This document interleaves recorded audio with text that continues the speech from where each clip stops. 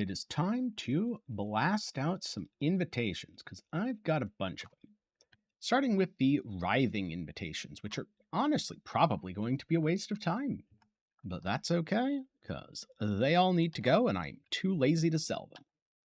And this build should be able to blast through them no problem.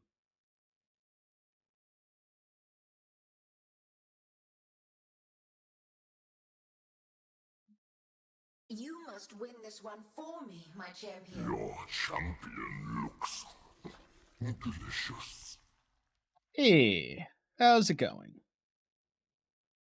Hunger. Oh yeah, I can easily blast through these. Nothing good from that one. You know, I should probably at least alch them. Does it matter, really? I don't think so. Let's see how this one goes. If this one's a problem, I won't alch the rest.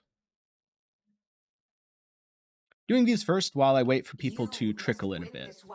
I'll do the more interesting ones once more people get here. Come to feed me, champion. Right, there we go. You've hit me, which stunned me, which lets me ramp up my withers. Hunger. Okay, so he's a little tankier. Oh no, he's doing his diving thing. Please stop diving. I hate this mechanic. Feast. It's so boring. Alright, there we go. Oh look, it dropped nothing. I think this is the worst boss ever made. I wonder how many of these I'm going to do before I get a drop that shows up on my filter that's not completely random. You must win this one for me, my Any bets in the chat? Maven, come to feed me, champion.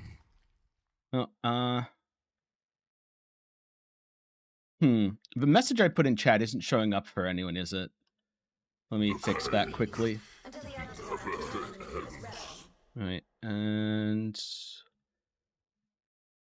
see, does it show up now? Hopefully it didn't eat the link that time. I really wish YouTube would stop eating my links. But let me know if you can see the pinned comment. You must win this one for me, my champion. Your champion looks delicious. Hopefully everyone can see the pinned comment now.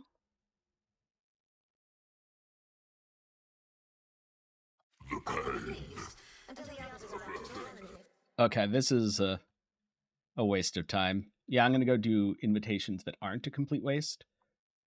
Probably going to waste a couple of sextants while I do this, but that's okay. That's whatever.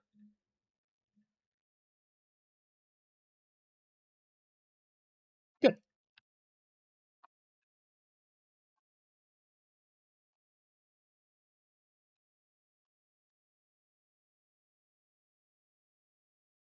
there any map mod that I shouldn't run? Probably. We'll find out. We will find out if there's any map mod that I shouldn't be running right now. I'm just going to go with, nah, it's fine. One of my captors felt no emotion. He did not hesitate to inflict pain. Now, all he feels is intense, unstoppable. I'm going to feed all these bosses to the Maven.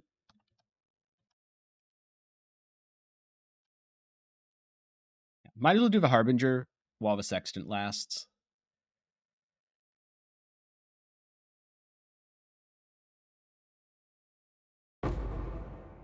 The Ancient Shard.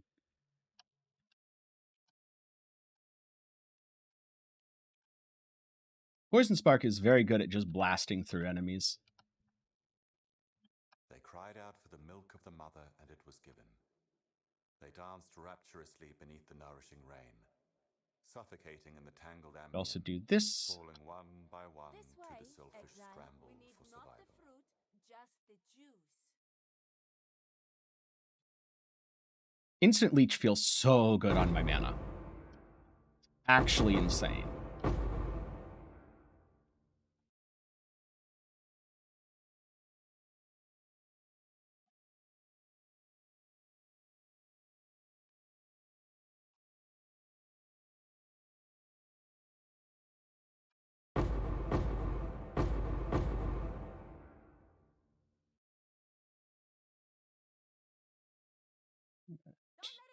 Primal Rex Matriarch.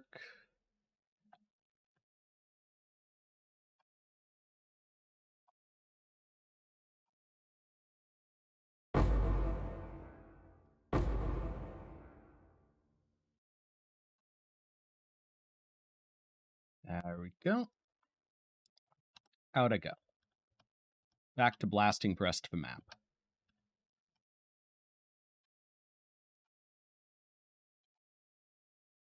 Kind of tempted to do another build after this. Also kind of not tempted to. We'll see.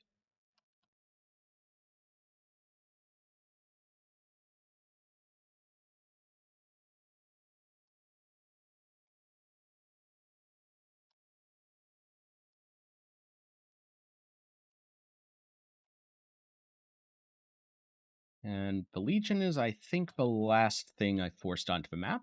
Oh, good, we get to fight a boss. That's always fun.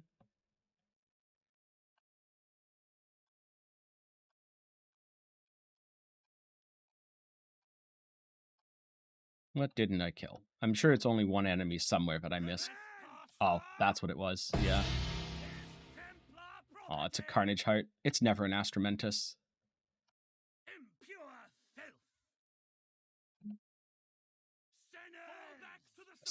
Go away, Sanctus Vox. Nobody likes you. See, that's why nobody likes him. His beam hurts. Oh. Imperial Bow. That has +2 arrows on it. Actually, can't do +2 arrows.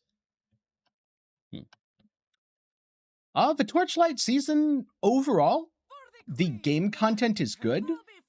The reason I'm not streaming it is because the YouTube content has had very low viewership.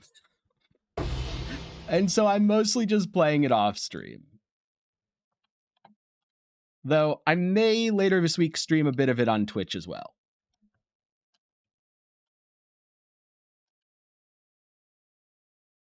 Hey, Minotaur, come here. I want to give you a poisonous hug.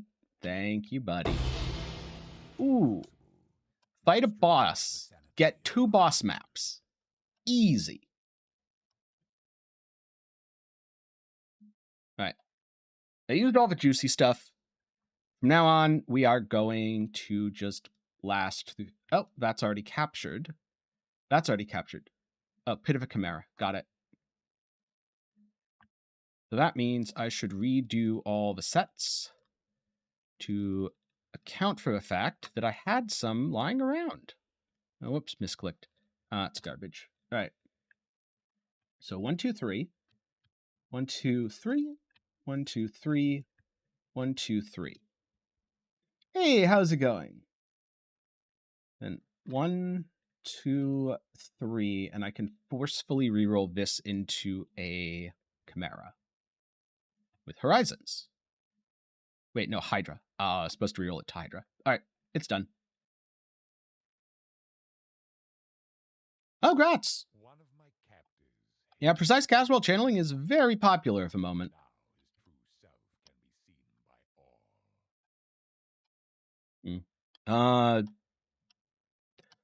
When you say, could I give my opinions, what do you want to know about it? Also, which version?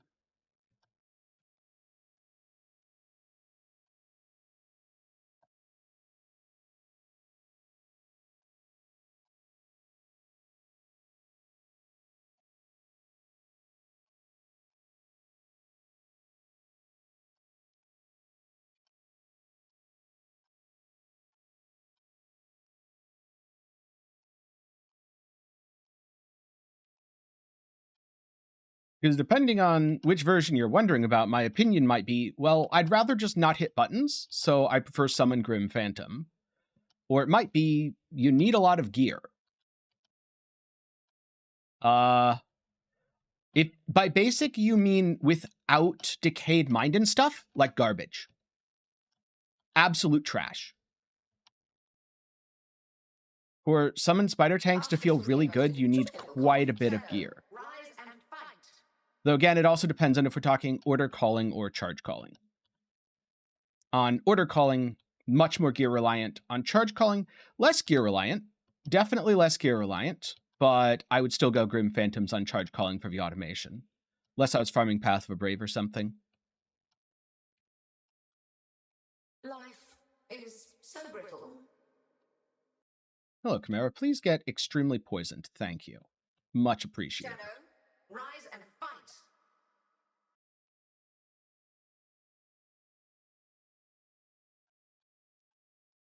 Cast on Crit Forbidden Right should still be incredible. Especially now that you can get the +3 cold and stuff.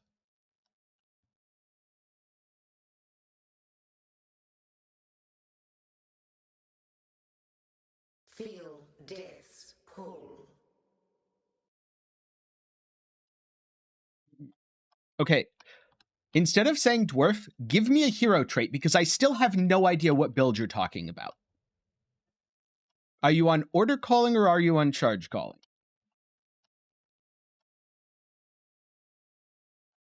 Give yourself to the void.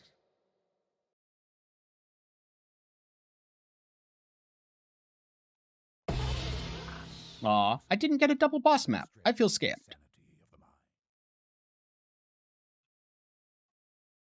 And do I have an invitation or do I have to buy one? I hope I have one. I have one. Unidentified. Good enough. I don't think there's anything from this that I can get killed by. I hope. We'll find out very quickly. Put on a good show.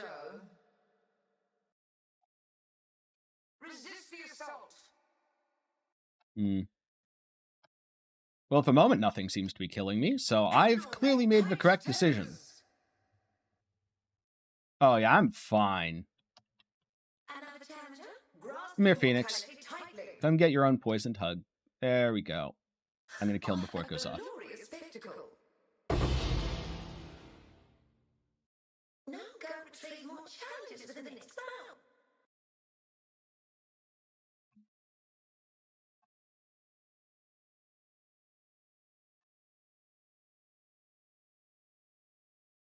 One of my characters wore many faces, yet kept her true face hidden. She cannot escape her true face. Auras on weapons, if your weapon swapping is a very bad idea. If you don't weapon swap, it's really not that bad. But also these days, it is unfortunately a place where you often have to put them. Because very often you need your 4 links for other stuff. Like, I have a Herald of Agony and a Vitality here only because I needed links for other stuff. I have Blood and Sand here because I needed links. These need to be 4 linked. Then so do these auras up here. But it's okay, I just have a portal gem I can cast, so no weapon swap required. Is that a big Harpy? No, it's medium Harpy. Yeah, I'll kill the medium Harpy.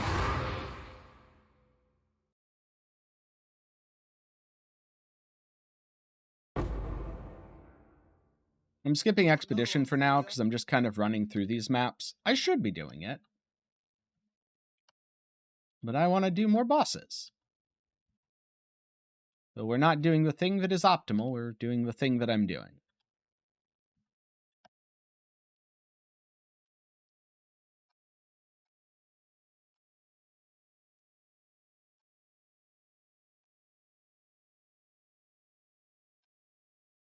Reach. Is it Chiula?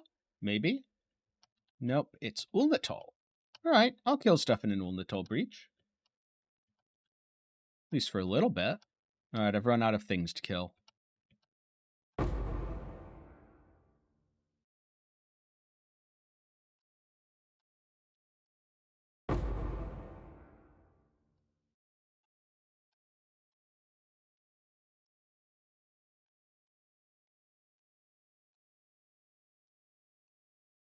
Very nice. This will be a pleasing battle. Mortal flesh is so fallible. Yep, suboptimal for fun. And also, I'm kind of curious how this build handles the invitations themselves, so I'm more interested in those than the rest of the mapping. Also, Joker, I don't think I can help you. Because I still have absolutely no clue what you're doing.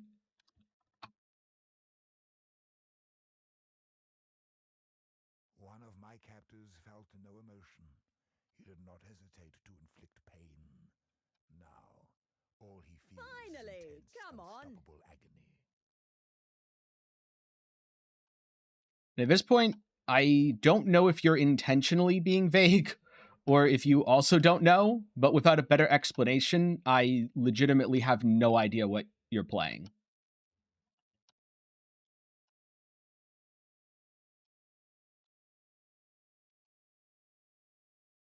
How about this? Go to max roll, put your character into the builder, and then put it in the Torchlight channel on my Discord, and then let me know when you've done that. Because if you do that, I should be able to help.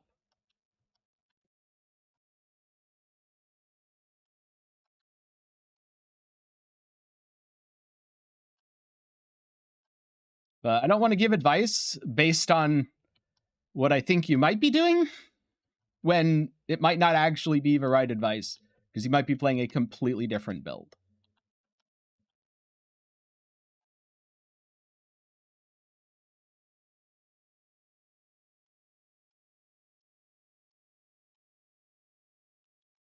Well, personally, I would go Poison Spark Occultist or Poison Spark anything over Spectral Shield Throw, but that's because I don't like the hitbox of Spectral Shield Throw.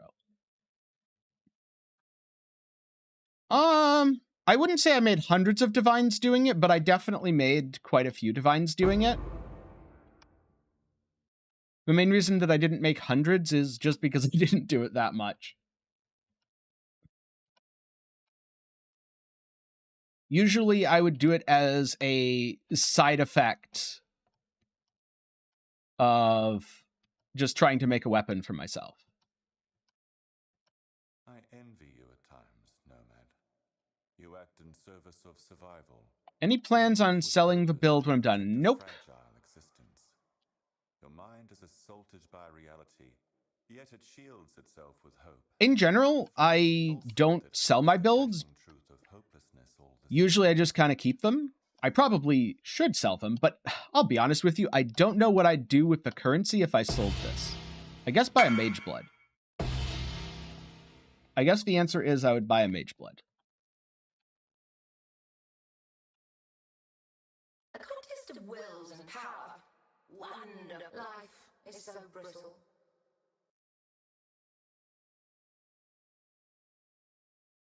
None resist grows, and I smile. Stretches the sanity of the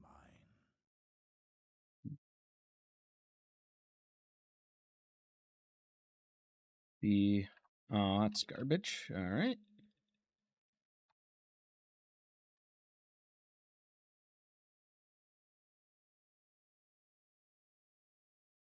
One of my captors refused redemption. Go. Valued in a new life.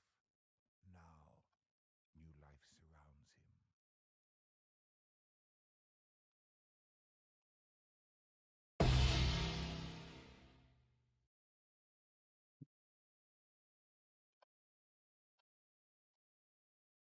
To be fair, I was 100 before this was even a build. I just bought 5 ways and AFK'd in them.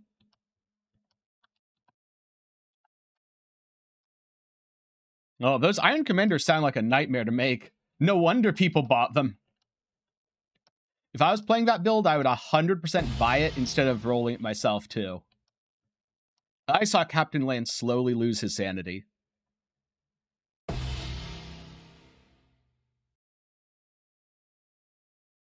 So I actually like that aspect of Mage Blood Dominant.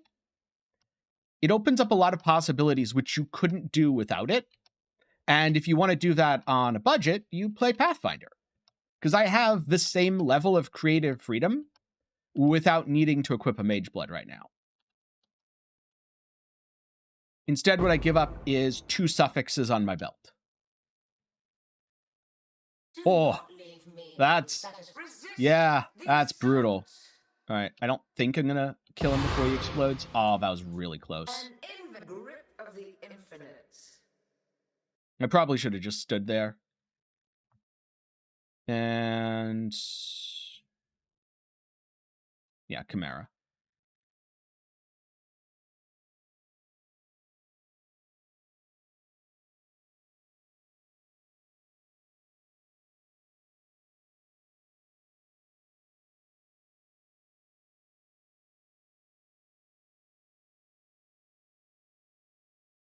Oh, okay.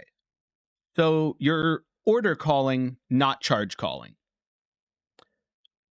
Also, you are way too low level to do anything specific. So the first thing to do is go to Maxwell GG and go to the order calling leveling guide and follow whatever that says.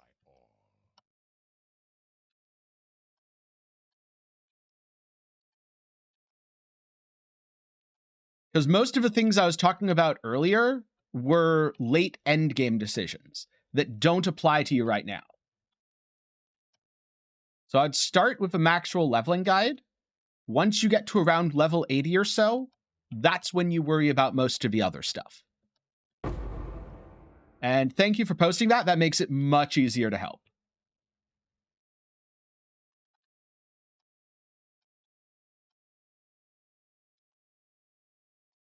Yep, no problem.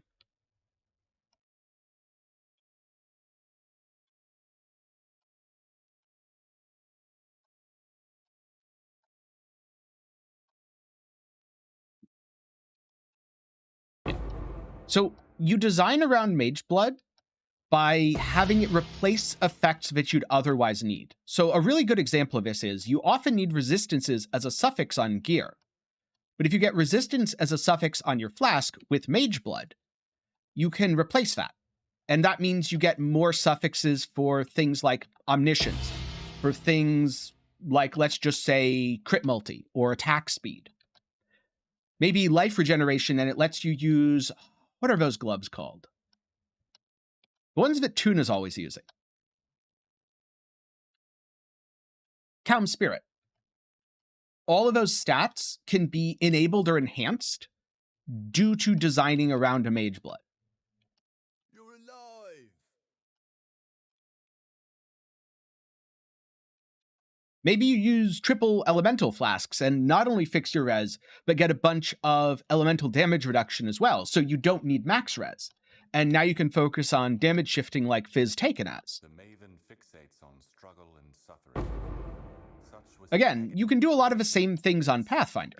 Right now, I'm using 90-ish Ellie res from this flask, and another, I don't know, I'm going to say 60 all Ellie res? I think it's 90 plus 60 with my flask effect. I could be slightly off there. But I'm assuming it's up 100% of the time, because it is, unless there's reduced flask charges gained in the map, which I think in this map there is. And it's still almost up all of the time. If I can kill stuff, it's definitely still up all the time. I can't see the mods. Yeah, that's what I get for doing blind maps. That's the only map mod that's actually problematic for this build. And even then, it's not very problematic because I've almost got enough that it's perfect.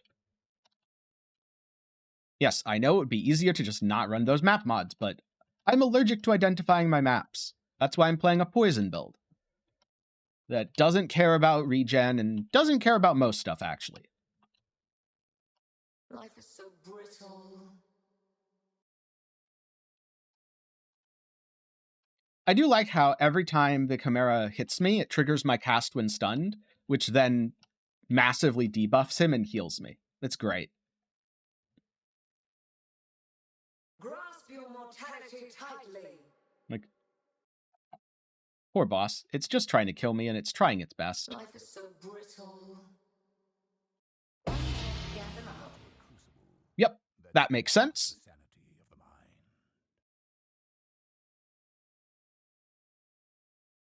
All right, and I have a formed here. It's unidentified. This bow is impressively garbage. So let's do an unidentified formed and throw all my junk in here. I'm going to switch my map favorite again. Not because I actually don't like City Square, but because I'm tired of not being able to put maps in the tab. I'm sure Cemetery's fine.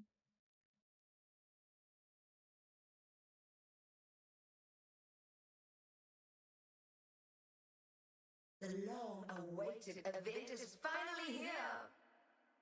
Take this vitality boon. Easy poisons.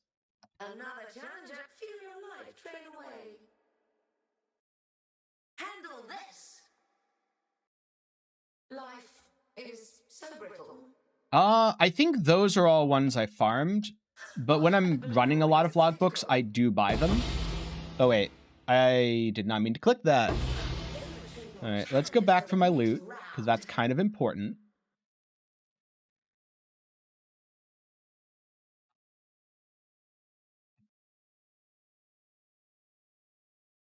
But you get a lot of drops if you're constantly running Expedition, especially if you use the Scarab and the Sextant. One of my captors felt no emotion. He did not hesitate to inflict pain. Now, all he feels is intense, unstoppable agony. And just go for as many runic monsters as possible. And this build feels awesome, though. It's in such a good spot now. I think my favorite part is, whoops, the helmet.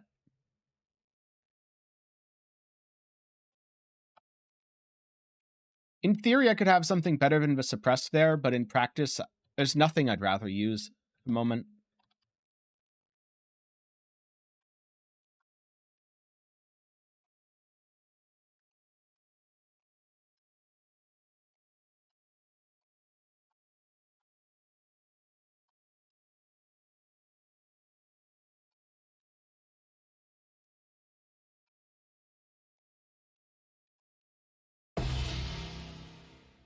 Necromancer Silk, nothing good.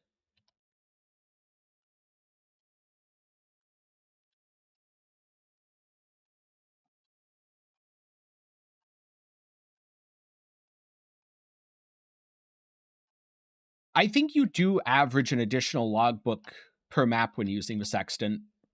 Assuming it's Sextant plus Gilded Scarab plus high pack size map, Mortal flesh is so fallible. which requires a grand design setup. I've assembled a challenge. Oh good, another formed.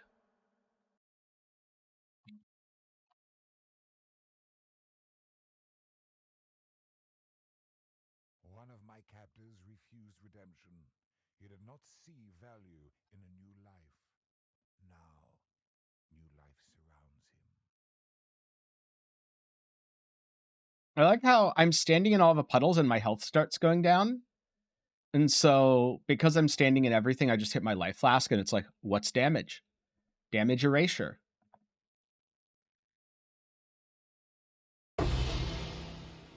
Grand Design does not remove your Scarab. You are thinking of the other thing. Grand Design removes small nodes in exchange for adding pack size per notable allocated.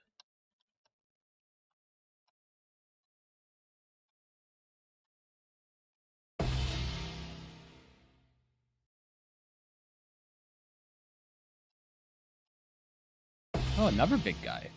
Yeah, I'll kill the big guy. Might as well do the Legion as well. And the Essence.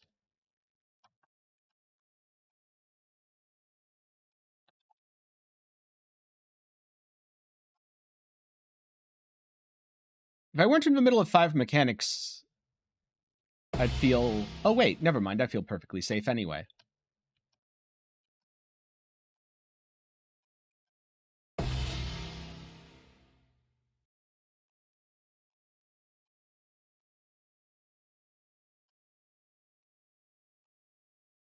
Well, that was a dead end. Found a dead end, guys.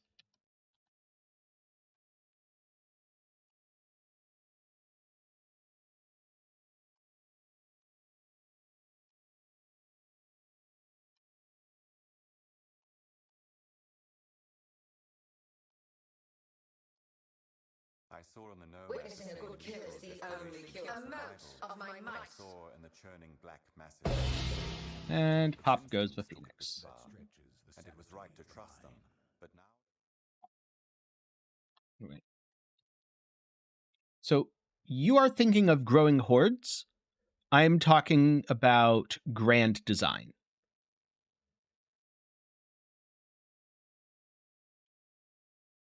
Growing hordes would disable your Scarab. Grand design doesn't.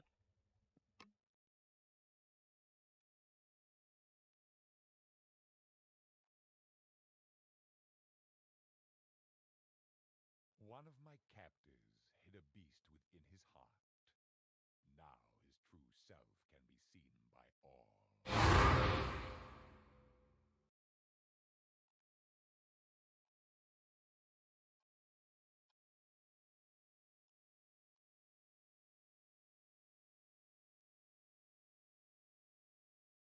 Yeah, no worries.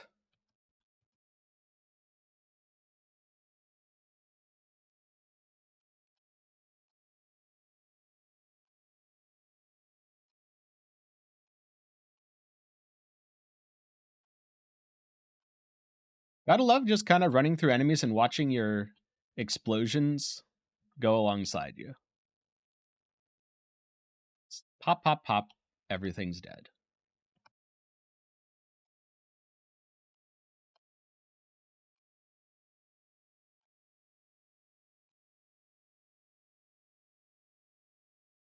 Fight! Fight! Fight! The void protects its children.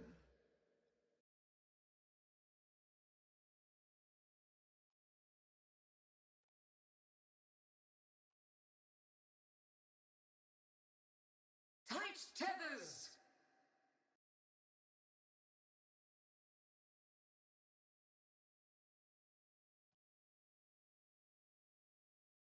A veil of safety and security. Apparently my haste fell off. Whoopsie. Tight tethers.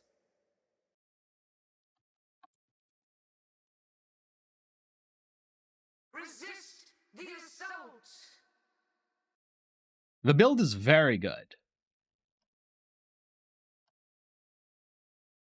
Yeah, I know a lot of people weren't very happy with Crucible itself, but the state of the core game is such that even if you pretend Crucible doesn't exist and you're playing pseudo-standard, it's still a lot of fun. Which is part of why I'm playing a bit of PoE right now. That stretches the sanity of the mind. Right, so I'm about to do my second full thing, and I waffled for about, I don't know, let's just say 5, maybe 10 minutes. So it looks like it's, Now she cannot yeah, I probably waffled for more than 10 minutes. Probably about 10 minutes per invitation set.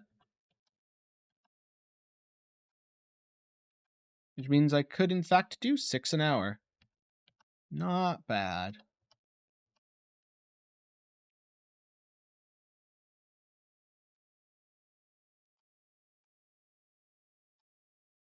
I thought myself different from the countless reflections I saw etched in the darkness. I am free, I thought. They are not.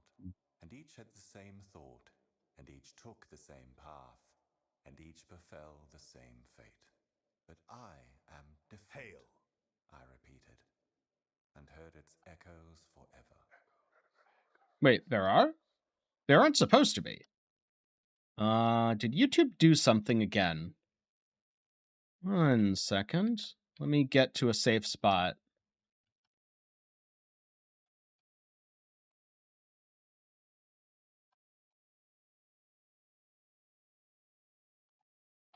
At least try to hold my attention. Twin terrors. That was satisfactory. That Yeah, I should stretches probably the not sanity stand of in the that. mind. Let's see. Oh. Sneaky. YouTube enabled the automatically place mid-roll feature. All right, well, it should be off now.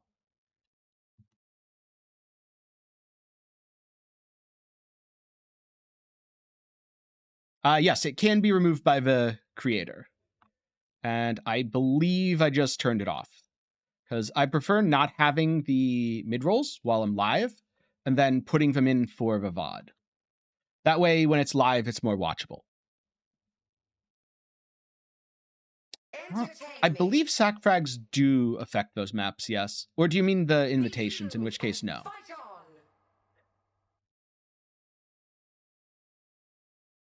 Shadow, rise and fight.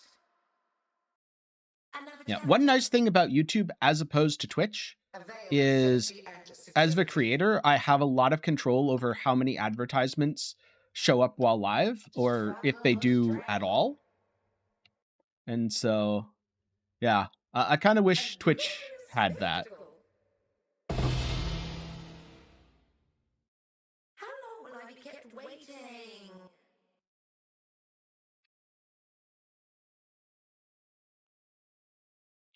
It's a new feature which I guess was on by default, and I just didn't notice. And for, I think, the best balance of something that's a good experience to watch and something that also makes me money so I can keep making content, having a pre-roll on, usually it's a skippable ad anyway, I think is fine.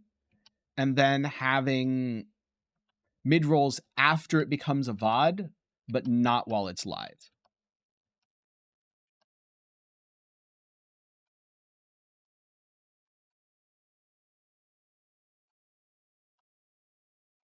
I have YouTube Premium, so I don't see ads at all on YouTube, which is probably why I didn't notice it. YouTube didn't exactly email me about the new feature, weirdly enough. You'd think they'd be like, hey, we have a new monetization feature. You should check it out. I'll probably get an email tomorrow or something. That would be very typical YouTube.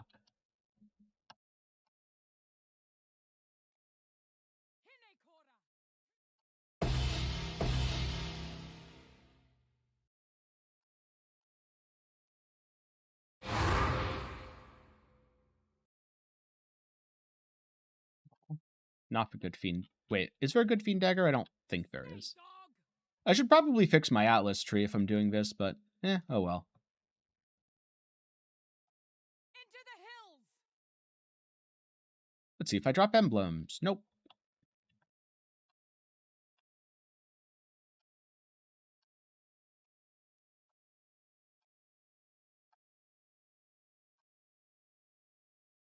I do so enjoy a good murder, struggle or strangle. Yeah, if that's the case, I've been pretty out of a loop. So maybe YouTube did email me and I just missed it. That's entirely possible as well.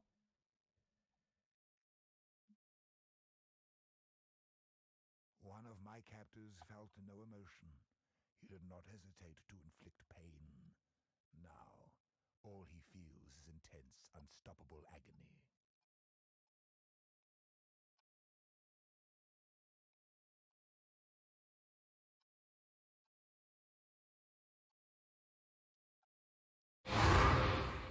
Cemetery map. There we go.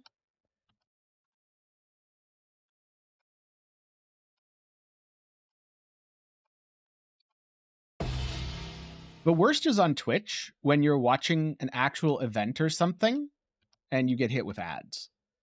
That's just ridiculous.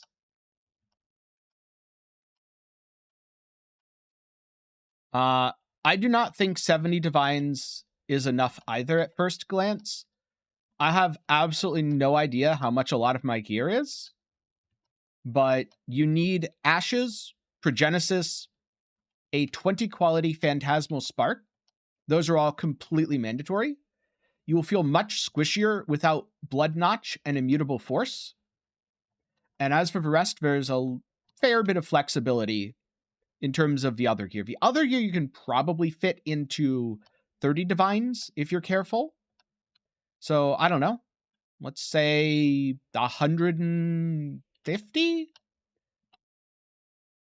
I'm just guessing at prices, though. This will be a pleasing battle. Time bends to my will. I think 150 would feel really comfortable. In theory, you can use something like Diala's before that and really stretch your budget, but you're going to feel so squishy with Diala's that I would not advise it. Chess piece wise, you have a lot of options. You don't have to go with exactly what I did. You can go Fourth Vow, or alternatively, you can go with Lightning Coil. And if you go Fourth Vow, you can use Mahuxalotl's Machination for defenses, which might let you drop the Blood Notch. Not 100% sure how much those items are.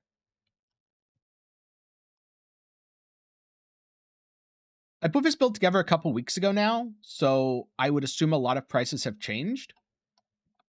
I think 70 was my flask plus ashes combined. So maybe it's not 150. Maybe it's like 110, 120. But for example, how much did my weapon cost? No idea. I crafted it and made a profit doing so. How much did my helmet cost? No idea. I crafted it and made a profit doing so. How much did my rings cost? Same answer. Boots? Same answer. And in that regard, I think I paid for the build entirely by making gear for the build. There was a time before time, and perhaps a time before that, it told us. I find the struggle A for a time mote of my vast might. possibilities hemmed by petty squabbles. Constancy swept across like a veil, and all beneath Yeah, its EK shadow Ignite makes this cooled build look and cheap. comforted and drawn I into would its not do space. EK Ignite if budget is a concern. Because EK Ignite's the sort of build that, personally, I wouldn't play it without a Mage Blood. As for Spectral Shield Throw, I don't actually know how much Spectral Shield Throw is at the moment. Rise and fight. Oh, the belt was cheap. The belt was dirt cheap. I bought it for like 3 divines. Life is so brittle. Probably because it's not something a lot of people use. Yeah, belt was super cheap.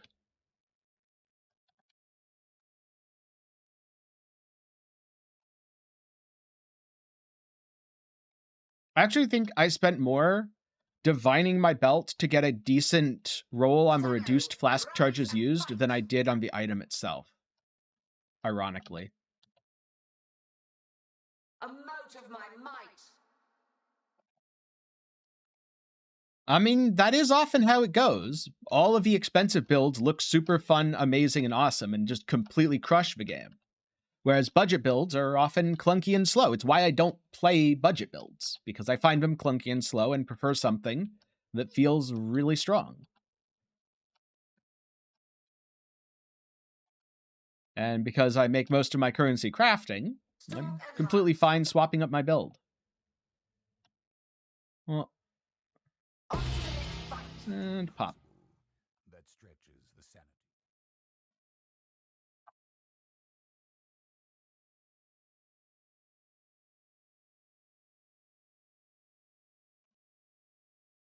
One of my captives wore many faces, yet kept her true face hidden. Now she cannot escape her true face.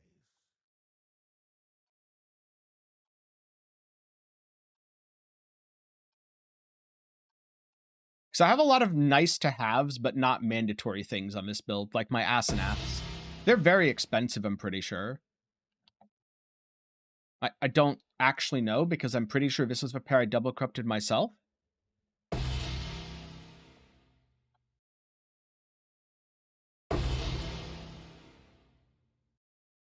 Because I'm pretty sure I was like, oh, double corrupted ones are overpriced. Well, I'll just do it myself, and I did. Don't do that, by the way. It was very unlikely to hit anything good.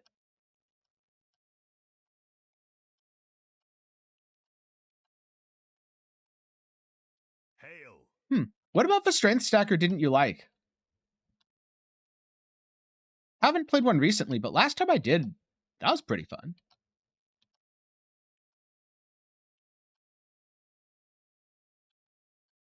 Bows aren't that expensive. There's definitely a lot of builds that are as expensive, if not more so, than the average bow build these days.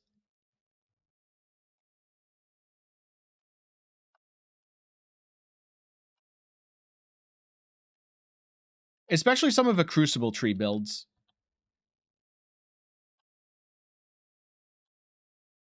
This will be a pleasing battle. Struggle or strangle. I did enjoy it, and as for how far did I delve, I think around 300-400. Resist the assault. Ooh, another form. Challenge unlike any other. All right, let's go. Let's do the formed.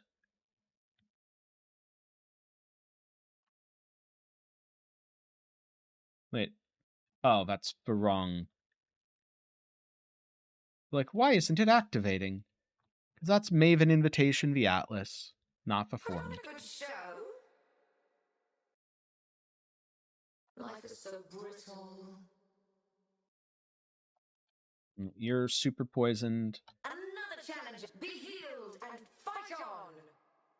Phoenix gets super poisoned. Phoenix is now super poisoned. Another challenger? Stalk and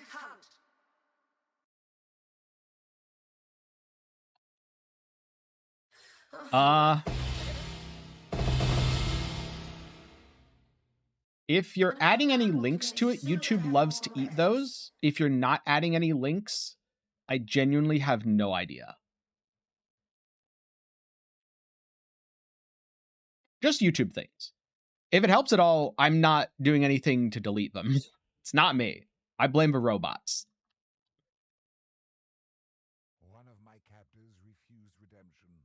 He did not see value. Oh, Static Strike. Yeah, I don't think I'd like Static Strike either. I'd play a very different kind of strength stacker. Probably something like Venom Gyre at this point. Because Venom Gyre is really strong.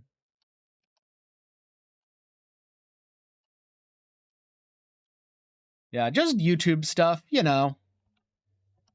It is what it is.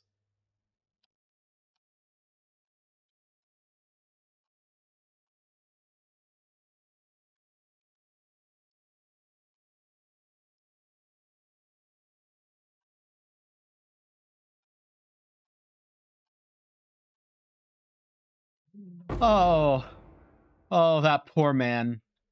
That poor man playing Heavy Strike. Yeah, Strength Wonder sounds good.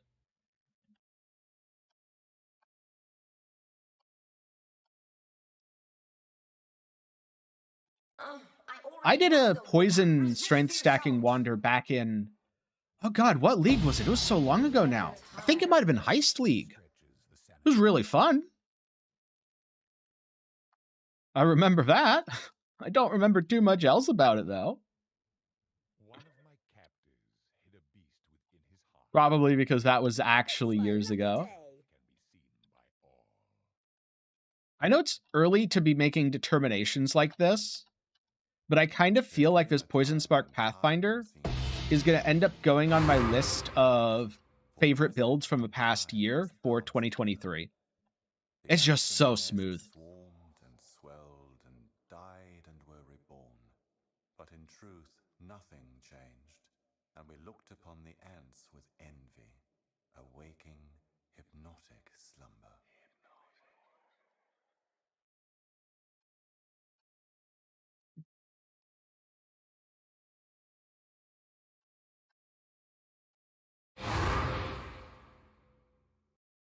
Oh yeah, Spark is super fun. I agree.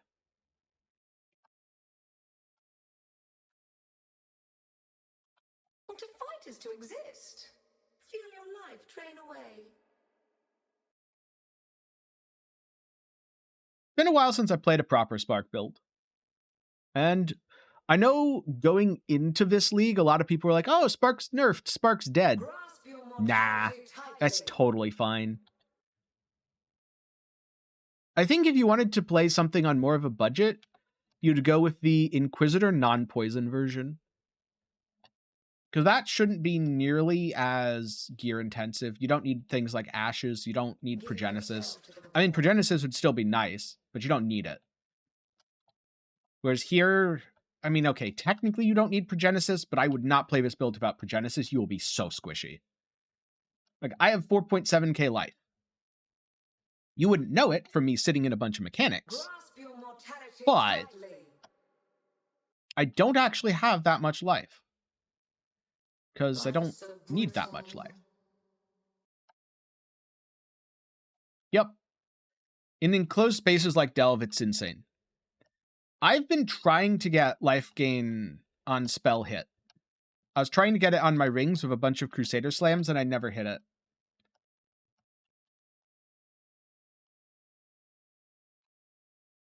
Life is so brittle. And I should check to see if there's a good Watcher's Eye. I don't think there is, though. That stretches the sanity.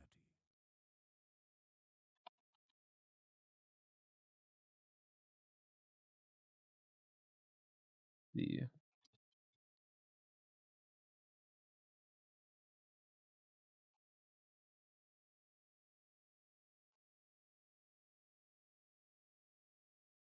Because I really want the Malevolence mod. And ideally something else, too. Right now I'm using Leech's Instant. And then Spell Leech. And then this thing, which is pretty darn good. The reflected damage taken doesn't matter. Oh, there's actually a few for sale. They look to be about 15 divines for a bad one, or a badly divined one. What about for a well-divined one?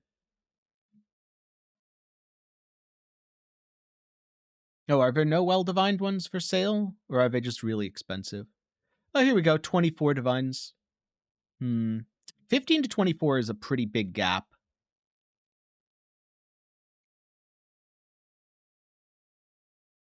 Sure, let's try it. See if I notice a difference.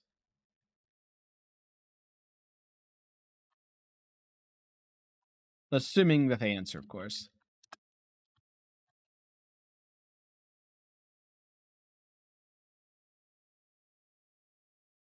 For this version of Spark, yes. The high barrier of entry is you need Ashes of the Stars, you need Phantasmal Spark, and for defenses you want Progenesis. For Spark more broadly, not necessarily. All right, so that seller isn't selling, so let's try this one. But I want to test a Watcher's Eye. Thank you. Perfect.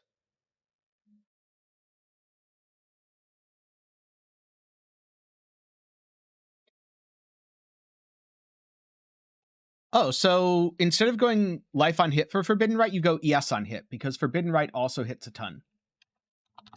It is absolutely a build for on-hit stuff. All right, let's see how this feels. I'm losing life leech, but I'm gaining life gain on hit. I'll see if I notice it at all. But if I don't notice it, I'll probably just wear whichever Watcher's Eye is cheaper. Because sometimes, as good as a defensive layer is, your others are so dominant that you don't really notice it. Now, all he feels is intense, unstoppable agony.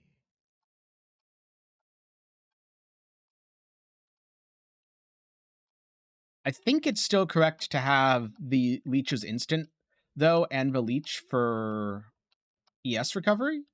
But I will see about that. It might not be required.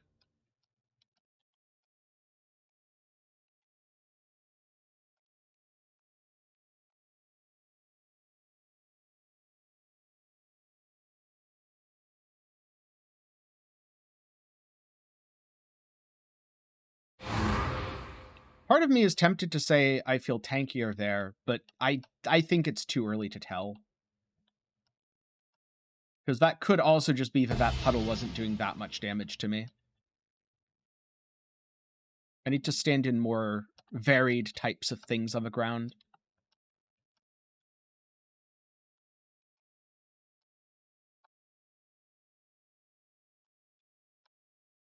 Oh yeah, if you're doing the self-cast Pathfinder, you definitely get life gain on hit.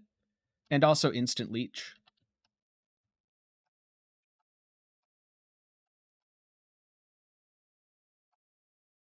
And that's where you use things like Fourth Vow, because you can use Fourth Vow to mitigate your self-damage.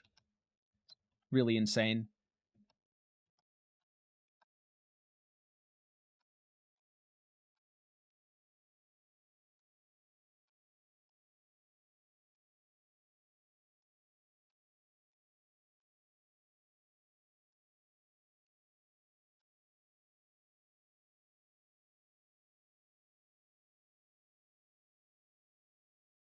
Because when I put this character together a couple weeks ago, the only Watcher's Eyes were extremely expensive. Alright, so I'm definitely noticing that's worse than Leech on something like that. My health goes up much faster with Leech.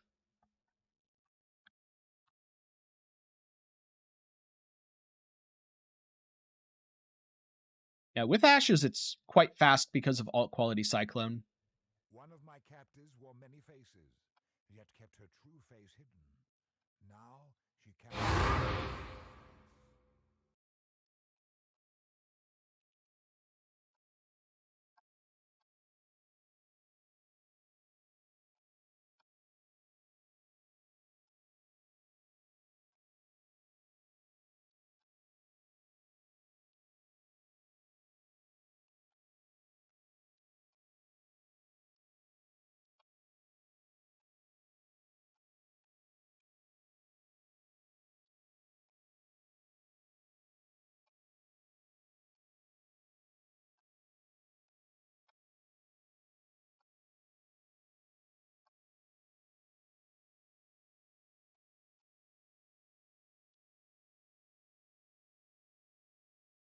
You know what? I don't feel like waiting on that Legion. Let's just go.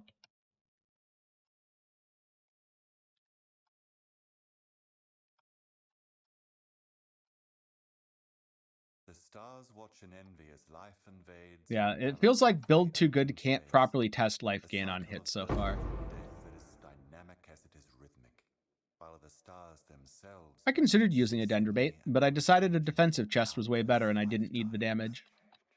Eternity is stagnation, and stagnation is torment.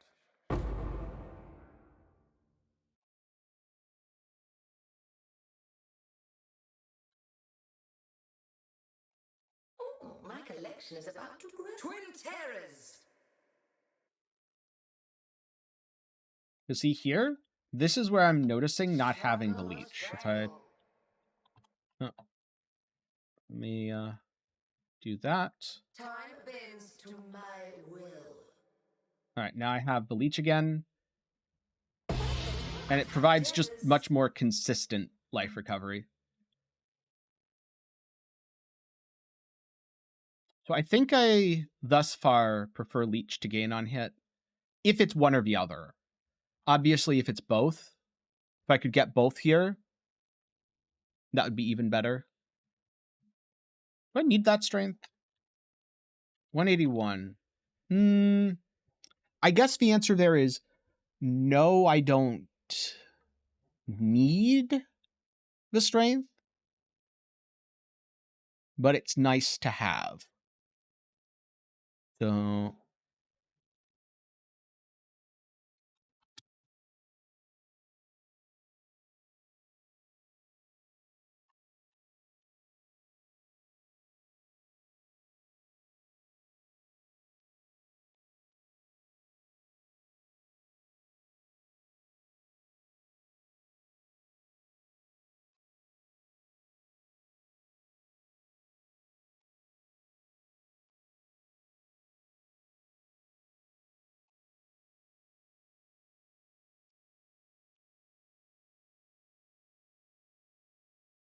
I wonder.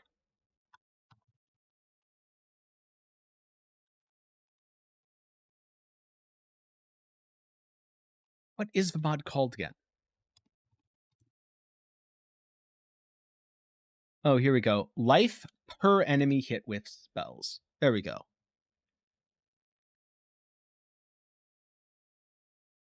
There's one for sale that's decent. It's 6 divines, but unfortunately, it's got no life on it.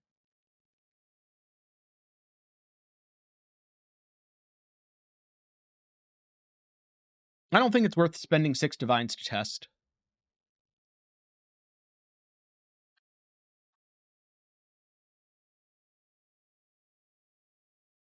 I'm going to put this up for... I'm going to say 19.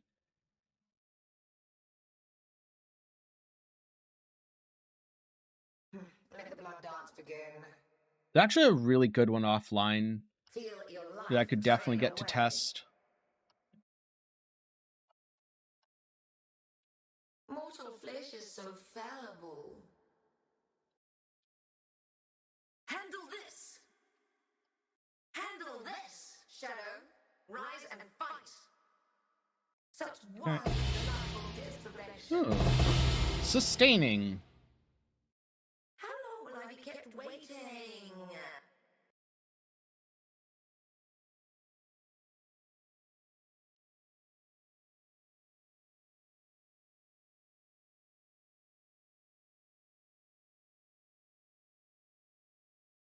That makes sense.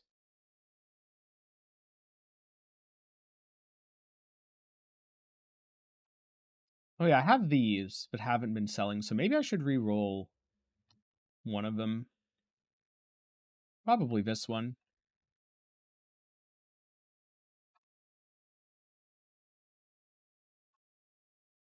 Do I have essences to do that? Oh, I also have this, right. I completely forgot about half of a random junk that I have lying around.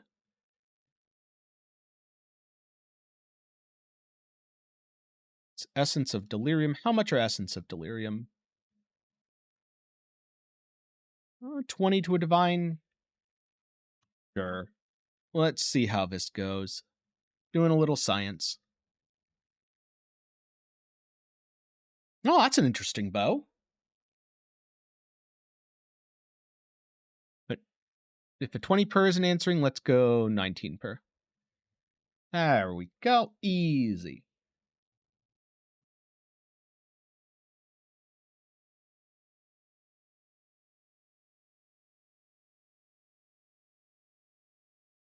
Yeah, I sold quite a few crafts. I don't know if you've seen it or not, but my last stream was a crafting demonstration, and I got most of the currency that I have from the 20 to 30 divines I spent demonstrating stuff. There's still a few things, but I never ended up selling. Like this. I should definitely put this up for sale. Wait, did I fix the Crucible tree on it? I think that's why. Okay, I did fix it. I don't know. Let's go with this because I think that's higher than what it's worth, then I'll sort it out later. Dot multi. Thanks. The VOD is up if you're interested. All right, ideally cast speed, but chaos res also works.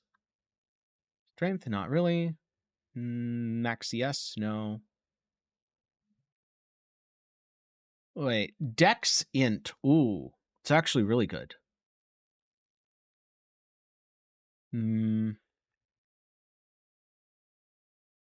But there aren't really Omni dot multi builds, unfortunately.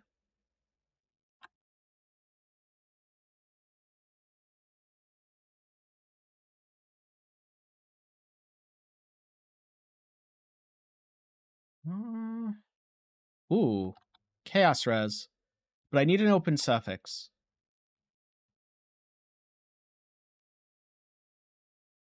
That's fine.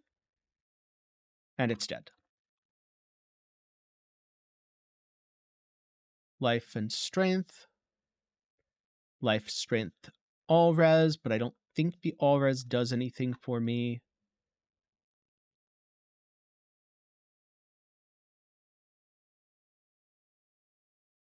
I probably should have just sold the strength int one, to be honest. And don't worry about donating essences. This is more of just a thing that I was doing for the sake of demonstration. I'll worry about it later, and honestly probably just live search a bunch, because I think it's better to live search a bunch than keep rolling it myself. Which, that reminds me, I should add dot multi to the search. Is there anything else? Cast speed, chaos res, dot multi.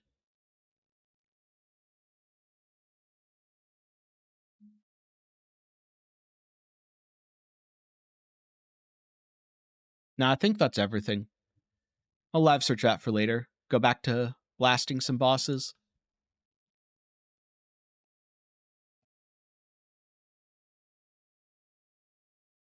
A lot of people stay away from Delve because they make most of their money by being in maps.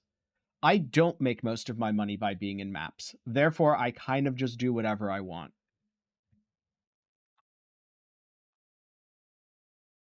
Let's do some Elder Guardians.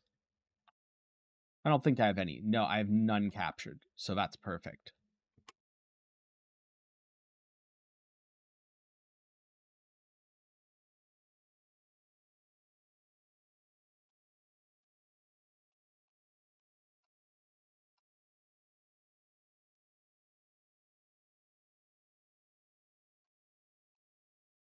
I don't like this layout. I'm just going to go look for the boss.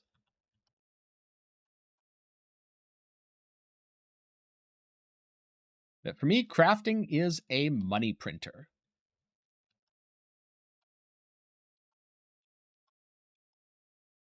And so I mostly just map for fun. If delving's fun, then I'll do it. This build, it's definitely been fun. I remember I want to go towards the edges of a map to find the boss. God, there's so many doors. So many doors. Look at all the doors.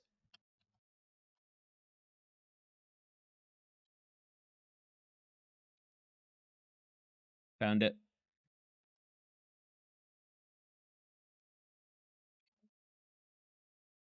That's why I like logbooks.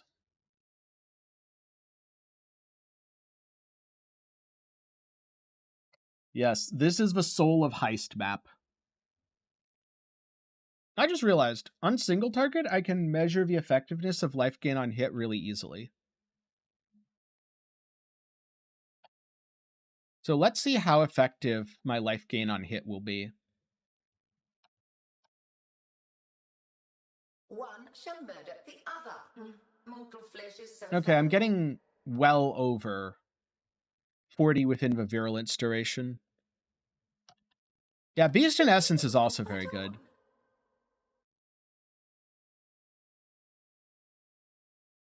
Feel death's pull.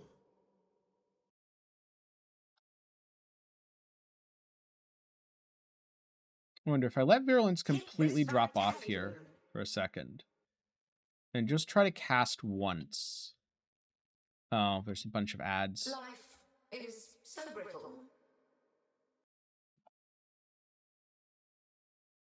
Feel Okay. death's pull.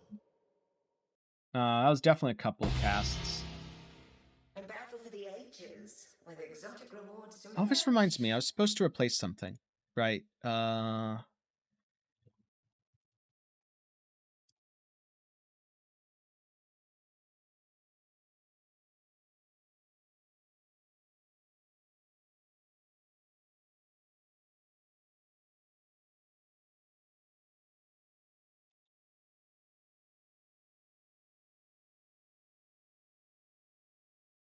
What was I supposed to replace? I think it was this. Pretty sure I was supposed to replace Awakened Spell Echo with Anomalous.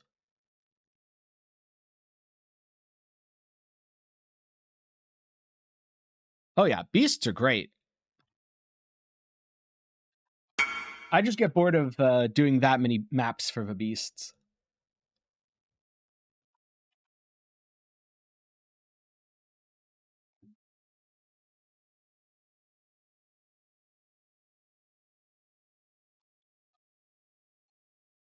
Awakened Spell Echo is how much?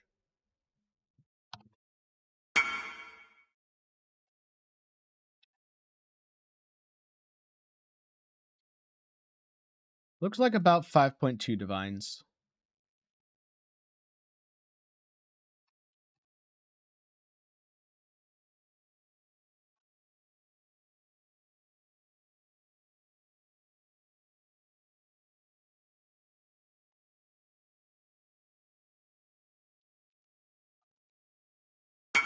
All right, I will keep that in mind. Purifier down. Next up.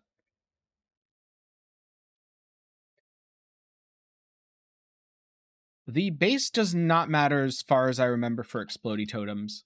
I mean, a higher APS might let you use something like Blink Arrow more effectively, but aside of that, it doesn't really matter. Certainly isn't important for the totems themselves. At least unless you're talking about a synth base. Synth bases, yes, would matter. Oh, look. The map.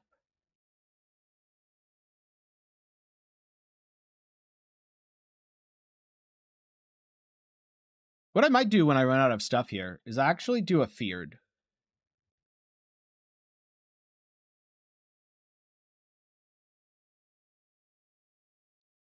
I can see why, because so far, even though I've been absolutely blasting these, the profit has not been spectacular. I think the old adage of if you're going to do a couple of bosses, it's not going to be profitable. If you're going to do a ton of bosses, you eventually get enough big drops, is probably still holding true. Temporal tears. I don't think I've lost money running these invitations, but Be healed and fight on. yeah, I suspect that mod is very dead soon. Tight tears. But we'll see. Maybe not. Maybe GG's like, hey, here's a new item that enables it. Tire of this.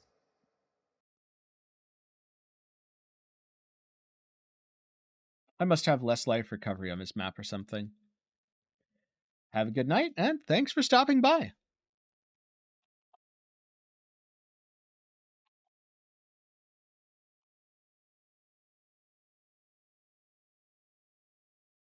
I have tons of Shaper fragments now. That's good.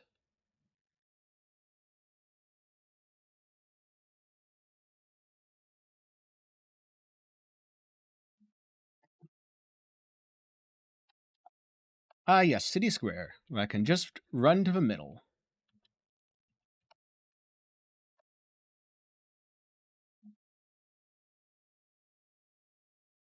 Now this is how you speed through invitations.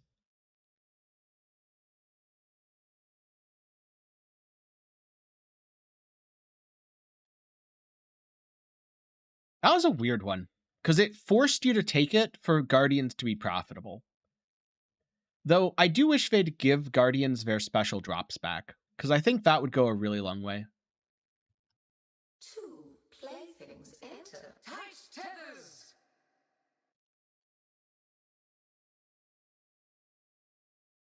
The void protects That didn't do its much damage. children.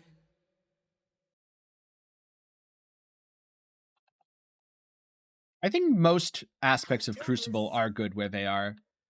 I mean, there's just a couple outliers like Explodey Totem that definitely need to be adjusted. A veil of safety and security. Let me hit you to leech. Straggle or strangle.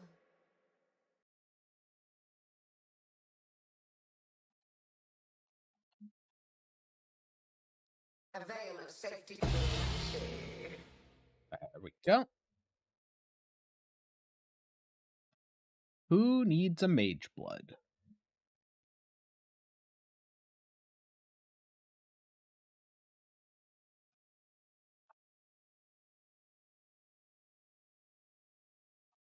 What fragments do I have? All right, so that's a couple of sets. This will be a couple of sets. I'm missing Axiri fragments, but I can buy those. I almost have a full Feared set. That might be a fun little demonstration. It's a shame they nerfed Cortex by so much, though. Also, I wonder how this version of a build does if I do, like, Uber Shaper, Uber Cortex. That could be interesting. Also potentially disastrous. Why do I keep clicking on the Legion when I'm just trying to speed through? I don't know.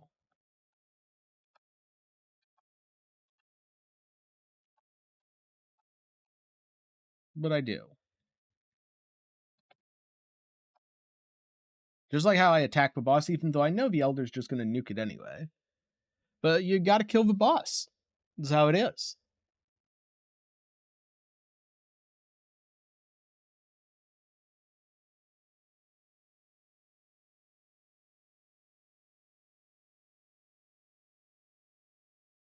Into the portal.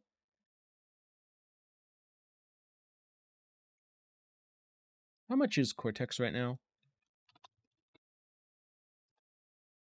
Cortex is around 1.3 divines.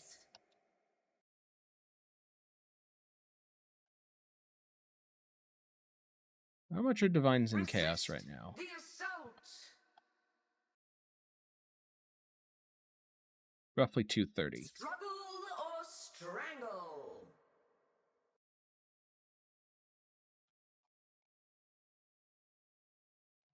Grasp. This atlas has its delights.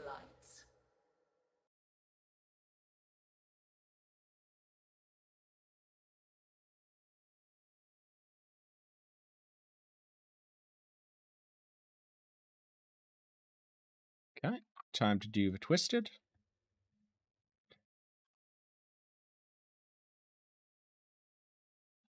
Entertain me. Resist the assault. Doing a few hidden might be fun too. Maybe I'll do that after this. Amount of my See if any might. of the uniques dropped are any good. Twin terrors. With the effort. Because you get way more crescent splinters Repeat my doing that. challenge. Get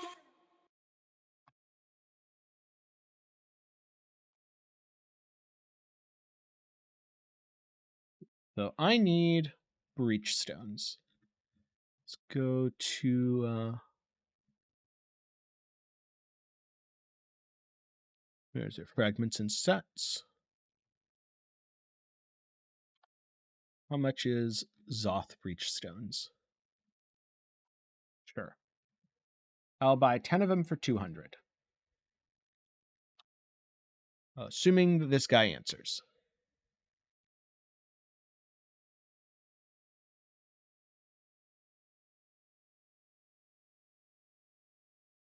No? All right, well, what about 5 or 100?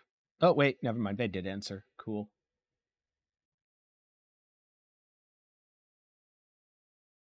I hate that, where someone answers right after.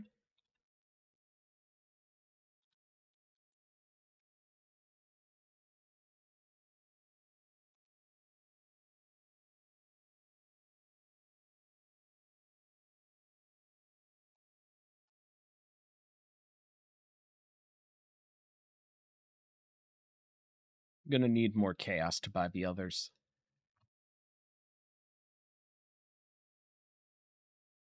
At least it's easy math. Oh, and someone's selling... Wait, no, it's the same person.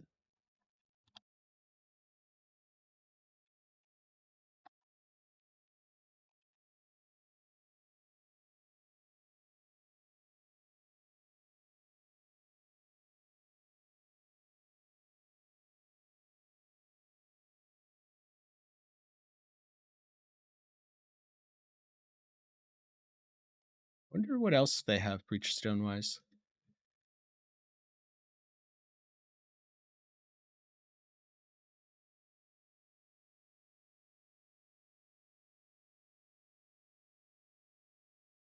They also have Esh.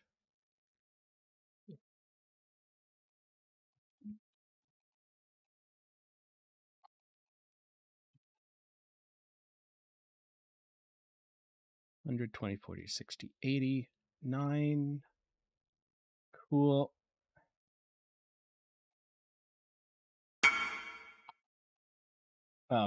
Okay, they're a bot. Got it. Because I just messaged them for Esh breach stones and they don't even know about it. Okay, well, time to message the bot again and to get re-invited and buy them.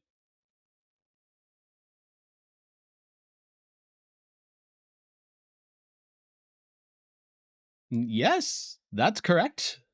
Welcome, Krendor.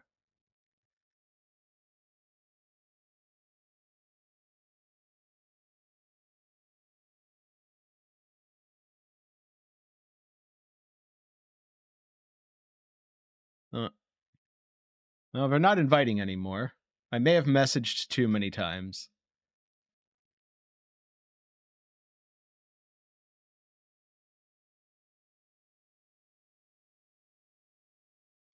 I only need 5 of these, though, so it's fine to just message anyone else. Assuming someone actually answers, of course, which, hopefully.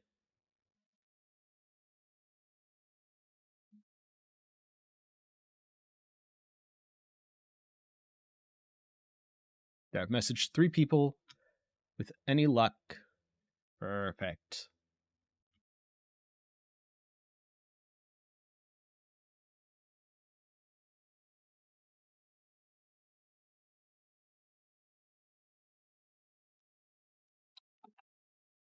And how much are Ulna Toll Breach stones normally? Let's find out. They are... Well, there's these for about 40. So I'll start with those. But if they don't answer, there's a bunch up for 60, and I'll just spend the 600C. Oh, wait.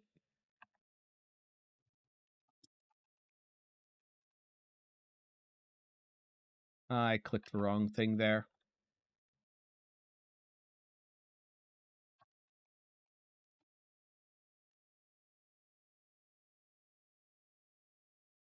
See if they invite me.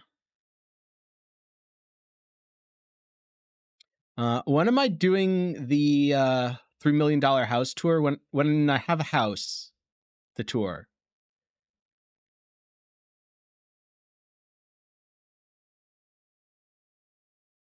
But also, I don't think I'm going to be doing a $3 million house tour for a very long time, because even if I got a house, I doubt it would be that expensive. 300, 400, 500, 600. I'm just going to bulk buy and stop worrying about it. Oh, wait, this is... Oh, they did take the invite.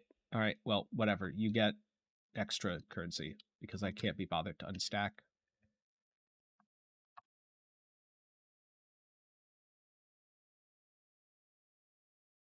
So 420, which is, I think, what I have left, right? 1, 2, 3, 4. Oh, no, a little less.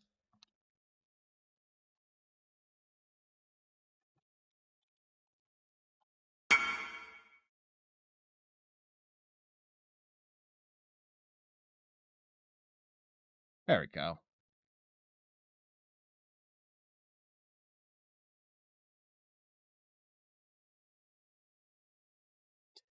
Oh, that's true. It could be any dollars. What other places use dollars that have a low exchange rate to the US? Although that still requires the needing a house part, which, yeah. Who has that these days?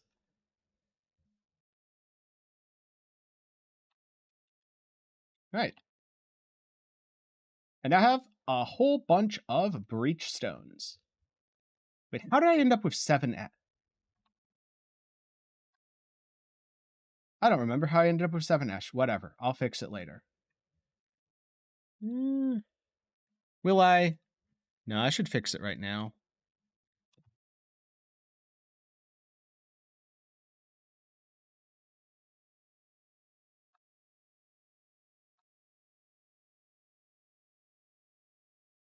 Uh, 3 million Flame Elementium. Maybe someday Torchlight Infinite will have housing. Though, if it did, then it would have a housing crisis. And we have enough of those. That's a little too real world.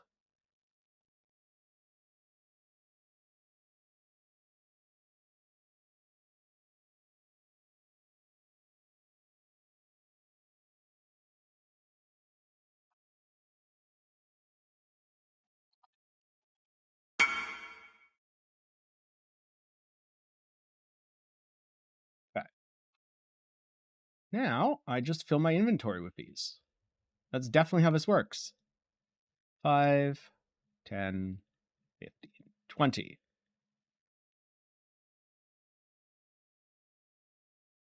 And we will see how many interesting drops I get.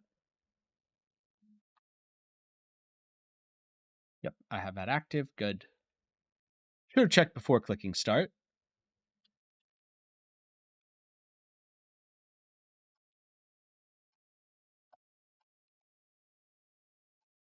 The nice thing about these invitations is they're fast, because you're on a timer.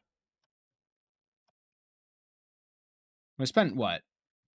600, 7, 8, 9, 10, 11, 1,200 chaos. Which, if divines are about 120, is like, what, 5 divines-ish? Let's just say I spent 5 divines on this. We'll see if I get 5 divines back. Yes, EXP. I definitely need that. Absolutely. I will definitely gain EXP and level up here. It's time to hit level 101, world first. You're watching history.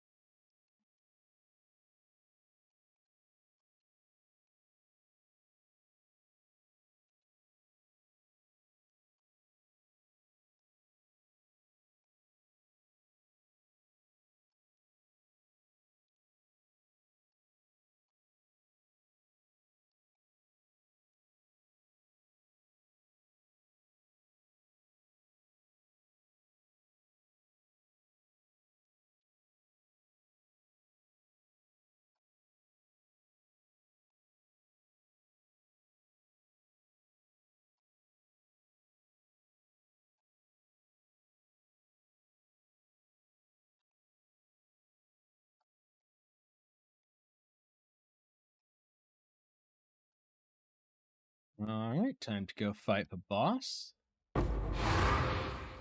This one's uncommon might will make for tight tethers. Yes, it's mine.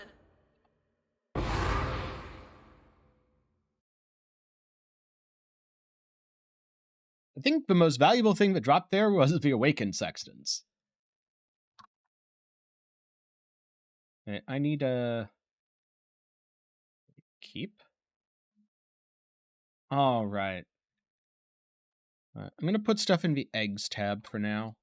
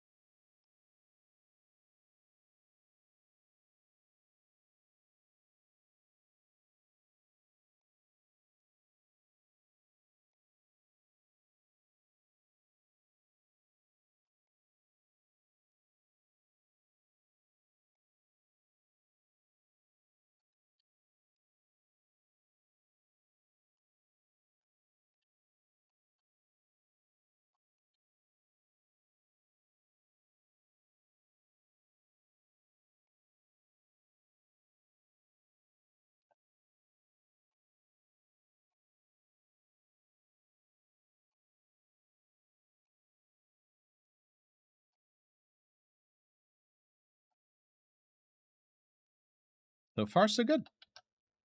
I forgot that these are very, very boring. That's the only problem with doing hidden farming.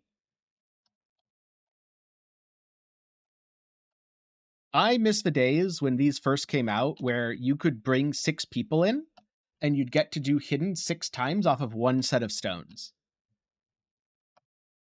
Because everyone would capture their own boss, whereas now it's only the map owner who captures.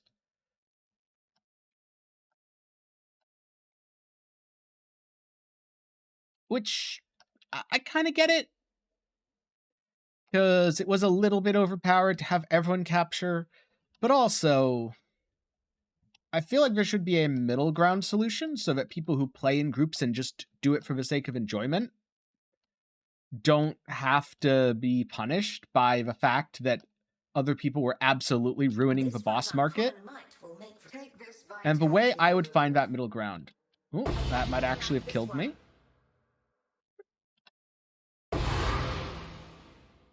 The way I'd do it is you can stack breach stones, and it consumes 1 breach stone per player. So you can still capture 6 times, but it will cost you 6 breach stones.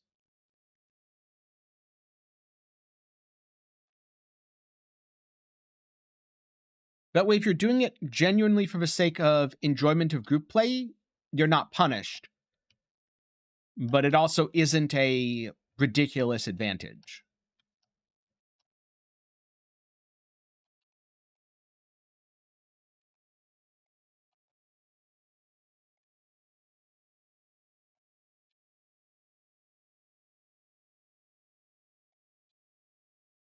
And to prevent people from cheating, it would snapshot when the portal's opened. If anyone comes in later, they don't get their own boss.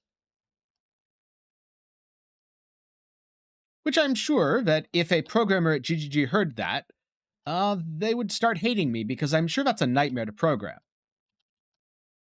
One of those, oh yeah, it would be cool if you could do this, and the programmers go, we would if we could, but that will take 2,000 hours, please don't. Please don't give people ideas. It's usually why a lot of stuff like that doesn't make it into games. Especially stuff where the devs are like, philosophically, we're on board with this. Suppose this is a good way to level up my spell echo.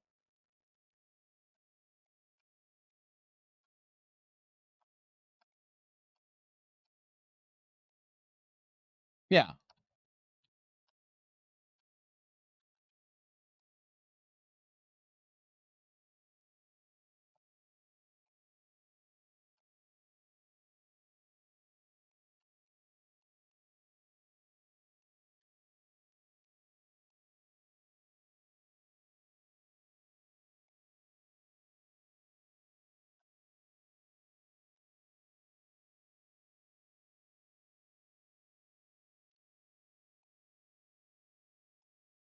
Alrighty, here we go.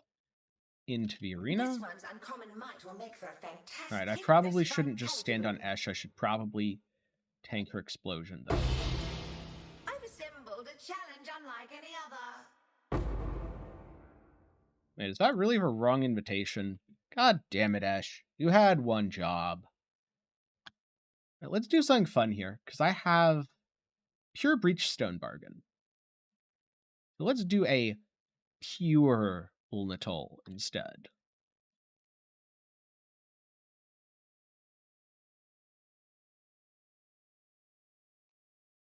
I think D2 being Diablo and not Destiny is a perfectly reasonable thing, especially since you play ARPGs and not looter shooters or MMOs. Now, if you play a ton of MMOs or looter shooters, maybe then it's a sign of being old.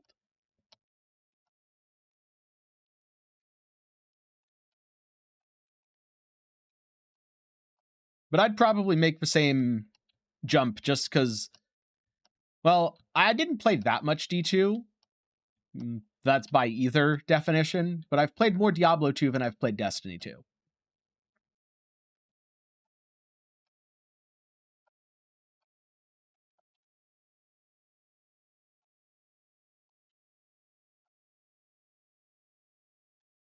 Yeah, especially with Diablo 4 coming out.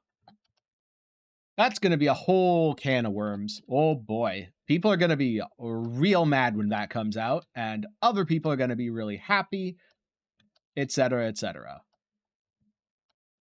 Because with any big release like that, there's just so many weird expectations. So many.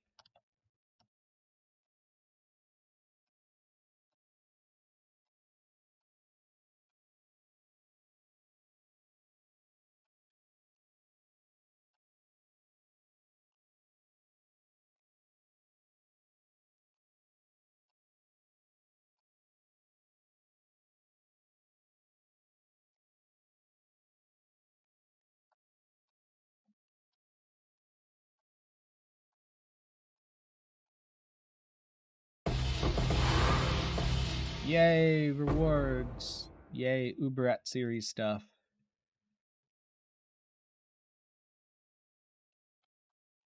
Less real. Well, the problem is that Blizzard saw all of the Korean MMOs doing it, and everyone just buying it anyway. And they went, oh, well, if they can do it, we can do it. And especially once Lost Ark did it successfully, Blizzard was definitely like, oh, well, if they can do it, we can do it. And so they did it, and I guarantee it's working.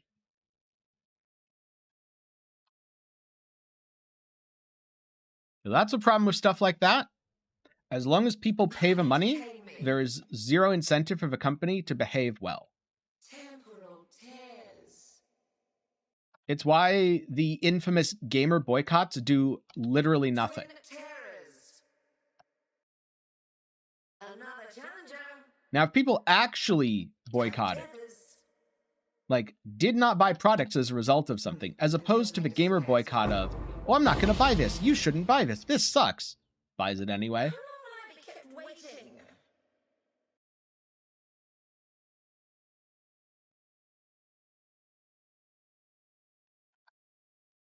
I'd actually argue that Diablo Immortal is the one case where the boycott genuinely worked, at least in the West.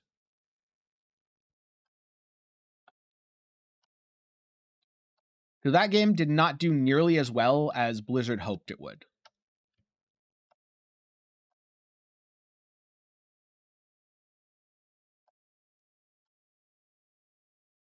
Probably because, on top of being pay to win, it was also just a garbage game. And when you combine garbage game with pay to win, that's when people truly draw the line. You can have good game but pay to win, and people will complain, but play it anyway. You can have garbage game but not pay to win, and people will complain, but play it anyway. But garbage game that is also pay to win, that's where people draw the line.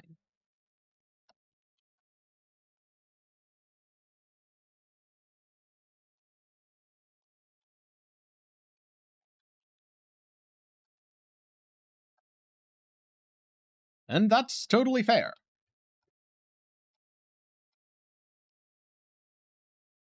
I think a perfect example recently of the effectiveness of gamer boycotts was Hogwarts Legacy, where people were saying, oh, boycott it. And ultimately, it had minimal to no effect on the game's sales. If anything, because so much of a hubbub was raised, it probably increased the sales. Spark is a good skill for hardcore. I think Garatha has some videos on that.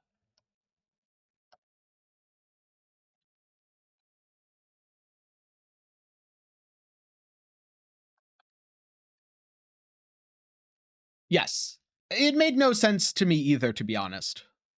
And having played through, I genuinely don't get it. I think it's just that people are saying, oh, because the author gets some money, therefore you have to boycott it. And that gets into the other really complicated problem with boycotting things made by companies in the modern day. Who gets hurt by it? Is it going to be the C-suite executives if nobody buys Blizzard games? Or are those C-suite executives going to take their very nice packages and just sit there laughing at all the money they're rolling in, while they fire all the low-level employees that did the work because the game didn't sell well? I would say no large company is 100% ethical. There are plenty of small companies that you can absolutely say are 100% ethical.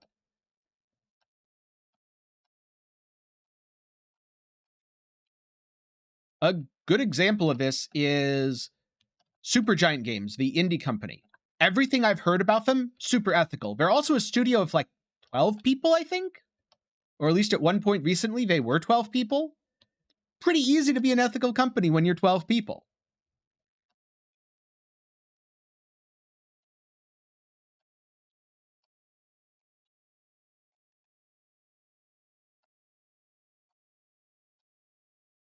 Uh, 50 divs on Uber Eater and 20 divs back.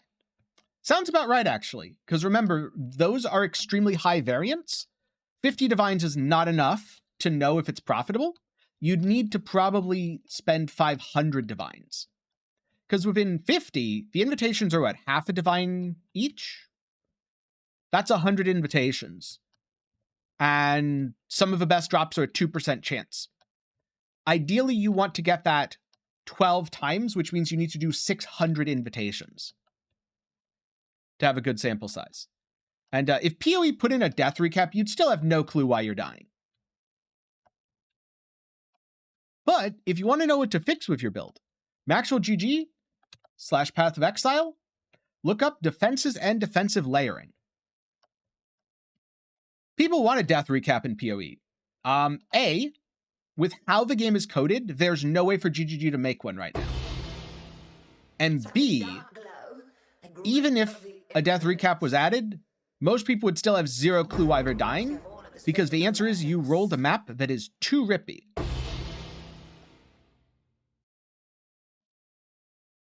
You just see something like spell damage hit, spell damage hit, spell damage hit. Real reason you died. Your map mod reduces your spell suppression.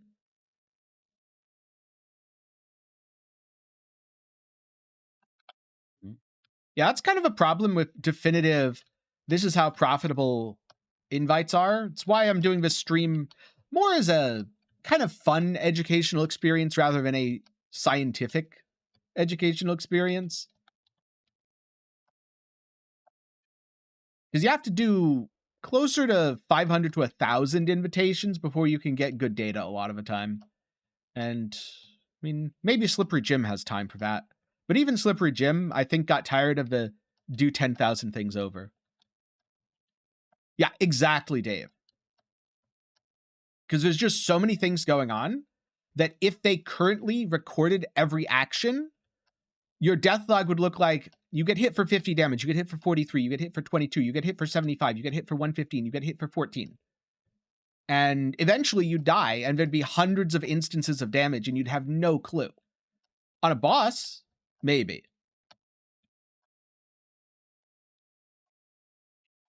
But like, Last Epoch has a death log, Torchlight Infinite has a death log, and I look at neither of them because neither of them provide me with useful information. It's like, oh, well, you died to a really big fizz hit. Oh, maybe I shouldn't have stood in the gigantic screen-wide meteor if it was a really big fizz hit. The death log provided me zero information there. Or alternatively, it's, I died. Wait, why did I die? You apparently took void damage. But why did I die to void damage this time? I don't know. Why did I die to that? I'm capped. Didn't die to it the time before. Also, it wasn't one single hit. Most of the time, the random one-tap deaths aren't actually one-taps. They're 4 or 5 hits in quick succession.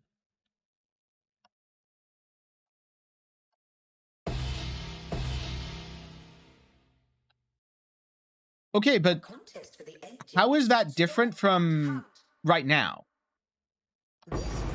Ooh, Blessing of Ash. Like, compared to PoE right now, why do you need something that just says 90% of your damage in the last 2 seconds was poison?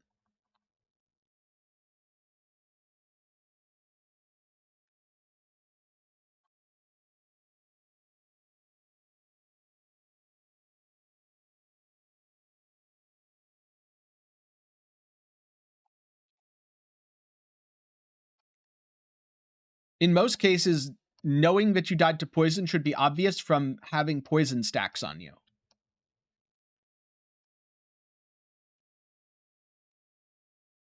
And also likely by not running an anti-poison flask, not having max chaos res, not having chaos damage instead recovered as life.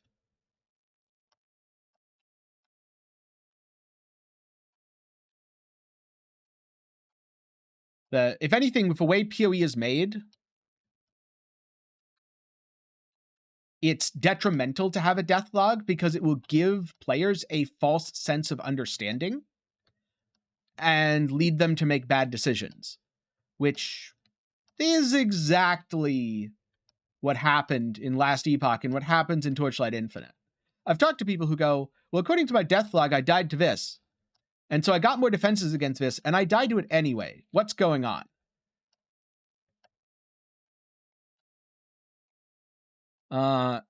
Why is there nearly no build for cast while channeling Volatile Dead? Because that's a very bad build that doesn't do damage. It got nerfed several times, and at this point, you would struggle to do damage with cast while channeling Volatile Dead.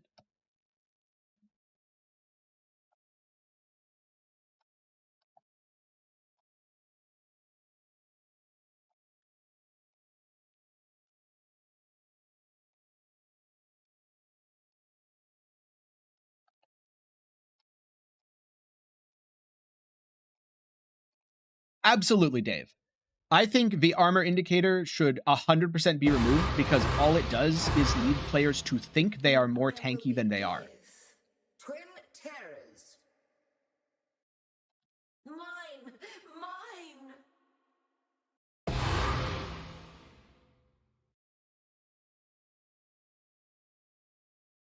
Well, no, it's not bad use of info. It's players going off of a number listed on their screen. Like, if the death recap says 90% of the damage you took that killed you was fizz damage, you would think you need more defenses to fizz damage. But what it doesn't tell you is you clicked an alter that deleted your fizz reduction.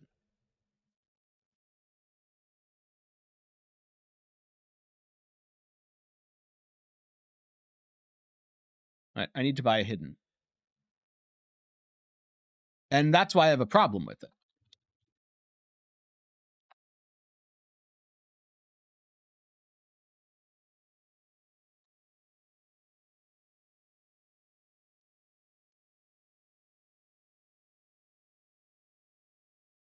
Honestly, the best thing that GGG could do is when you die, they could take your map mods here and put them here, and take your alter mods and put them here, and highlight all of the negative ones in elemental colors.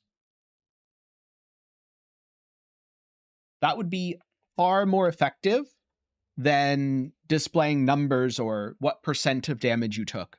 Because in most cases, it is map mods that kill people. And on bosses, it's honestly pretty rare for someone to die to something that they didn't have a warning of. There are a few boss mechanics that are not good, but most are well telegraphed enough that you will know why you died. Or at the very least, you should know why you died if you paid attention. If you didn't pay attention, then pay attention. That said, if you have NVIDIA Shadow Play, that's a great death recap.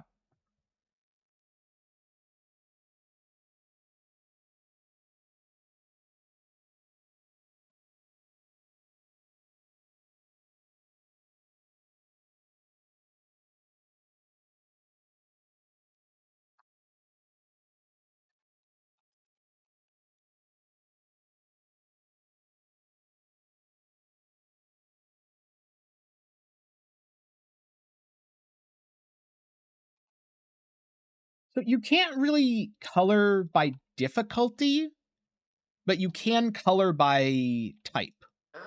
Entertain me. Because let's just say can't regen. Would that be considered a difficult mod or a trivial mod? Oh god, this is avoid poison, isn't it? And hunt. I think this is avoid poison. Time to up the stakes. Time to up the stakes. Be healed and fight on. There's some really nasty mods on this map. Life is so brittle. Oh, a glorious spectacle. Oh, Awakened Vicious. Another round will commence as soon as I have more combatants.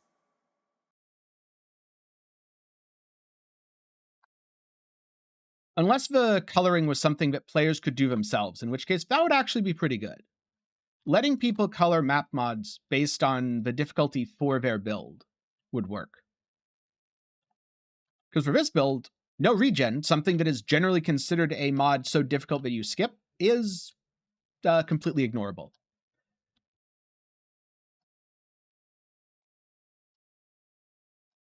Oh, no, they don't C2 gaming, because there are builds for which one mod is difficult and another mod is trivial, and then there's a different popular build for which that is the inverse. There's too much build variety in Path of Exile and not enough mods that are genuinely dangerous across all builds. Like you might think, oh, 60% reduced aura effect. Well, that's super dangerous across all builds. Until you realize there are mind over matter builds that don't use auras. Then it becomes trivial. Oh, minus max. Yeah, but there are people who, for example, don't take very much elemental damage. They convert a large portion of it over to physical. Or, sorry, not physical, chaos. And all right, well, your minus max gets reduced still there. Okay, but maybe it's a little less punishing because you have the fourth vow applying armor. Alternatively, you wear lore weave and you ignore minus max. So unless the mod system could scan and understand your character and dynamically flag it,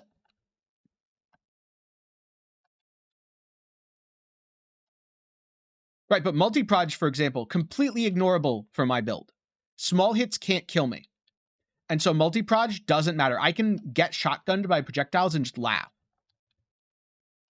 Right, AI aggregators can determine it across all builds, but not for your specific build. And I can tell you right now, the things they would determine are dangerous are the things that most players skip. Which this league would mean no regen would be tagged as super dangerous. Because it's very dangerous to RF builds, which a majority of people are playing. But then there's a lot of other builds that aren't RF that don't care about no regen. Yeah, I'm using the Immortal Pathfinder setup that I've talked about previously, and shotgunning projectiles just don't mean anything. We'll see if Tull lives long enough for me to stand in her spell barrage.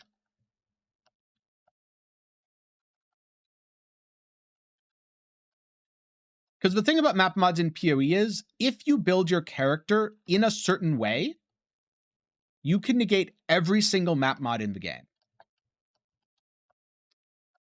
I just think having a system like that, where GGG spends millions of dollars developing it, only to have players complain that it's outright actively misleading them, would be a huge waste of their resources.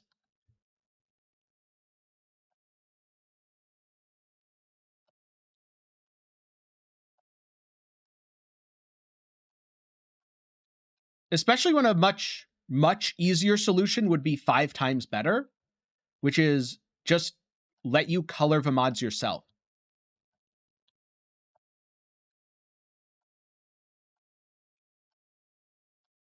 It has to be easier to implement the ability to color mods yourself than a system that tracks and records them and all that.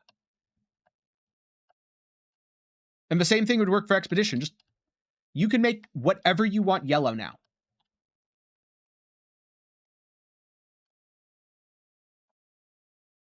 And you can do it on a build by build basis.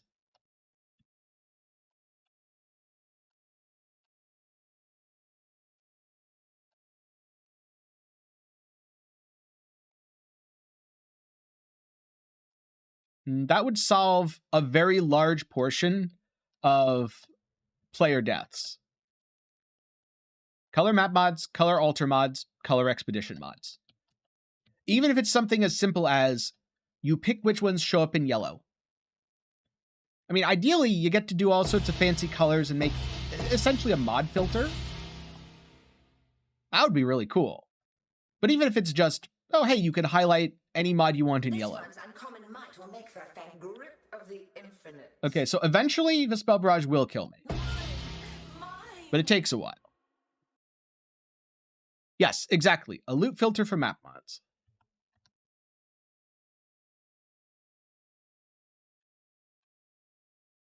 Note, Tull's spell barrage is one of the highest damage shotgunning skills that I can think of, which is why I stood in it for demonstration.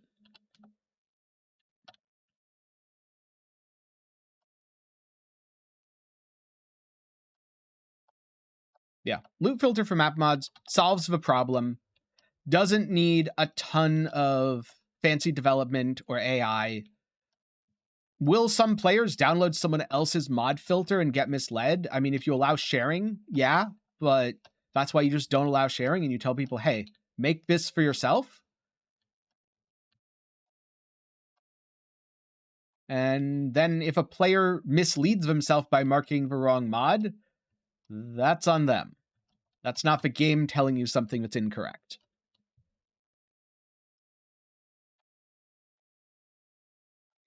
Of course, saying that, a programmer at GGG could be saying, oh, but it would be an absolute nightmare to change the color of that. That would take tons of work. It's why we haven't done it already. never underestimate how much work it can be to change simple things when programming is involved.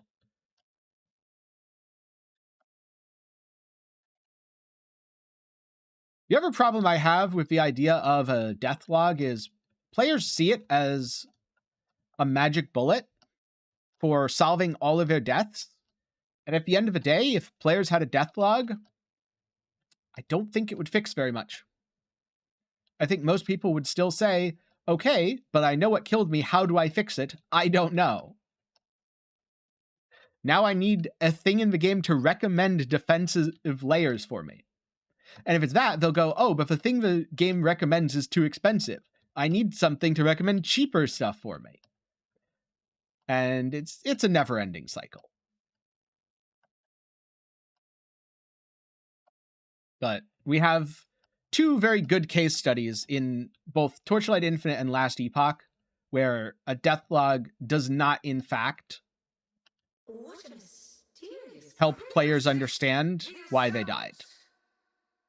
Though, funnily enough, in both cases, it's almost always you stood in a big boss thing that you really deep down knew you shouldn't have, or it's map mods. Map mods are the number one killer in ARPGs, which is why people in Diablo 3 generally say that they don't have that issue, because in D3 there aren't map mods. They're just rare monster mods.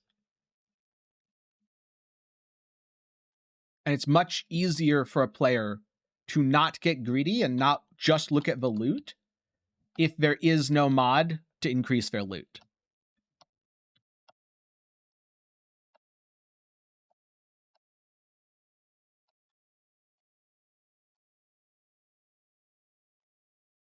And so I guess the question now is, would you want to see monster mods, altar mods, and expedition mods all removed in favor of just rare monster mods so that you could more easily know why you died?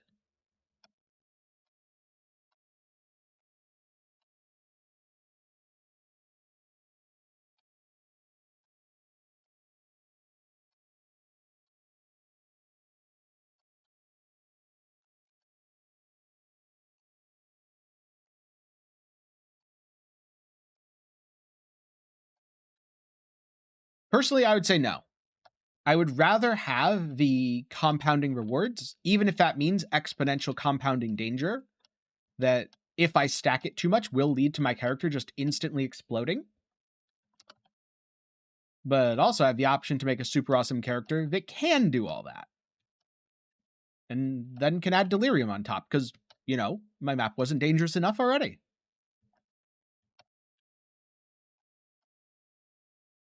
But I would like the ability to filter or highlight just built into the map mod system.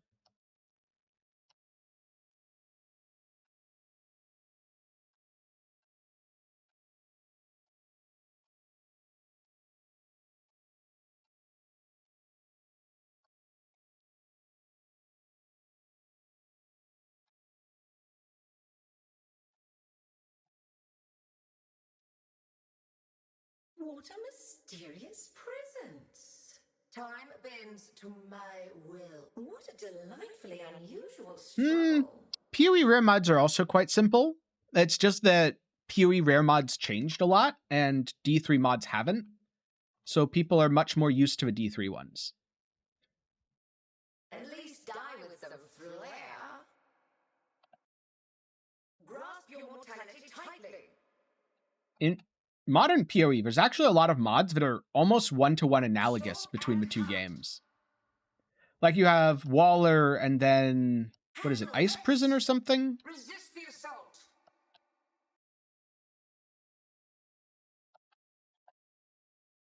Twin terrors.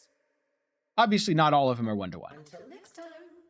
But a pretty decent number are, because there's only so many ways to make a modifier in an ARPG. Now go retrieve more challenges for the next round.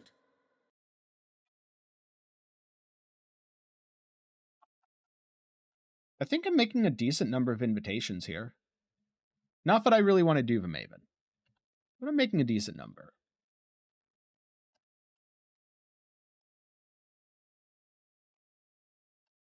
So far, I don't think I've made back almost 600 chaos, though. Maybe the Awakened Gem did. We can always hope.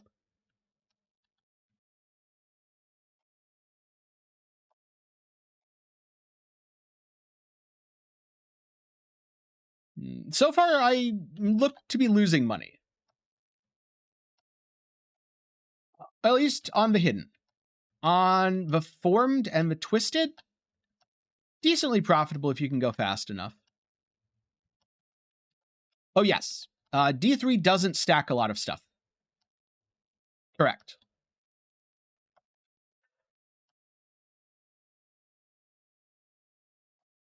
Nope, you're remembering right.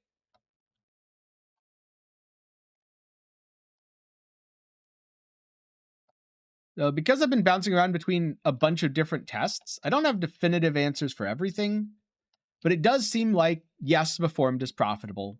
No, the hidden is not profitable. So far, could easily turn around. It's a pretty high variance thing.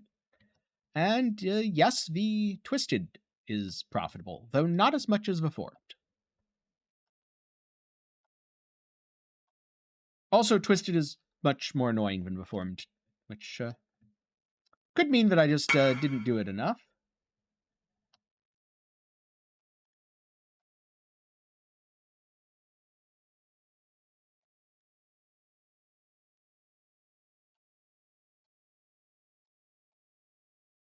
I'll probably end with a couple of Uber feared just for fun. I doubt doing one or two feared is gonna, prove anything at all. And by I doubt, I mean it's absolutely not. Quite special and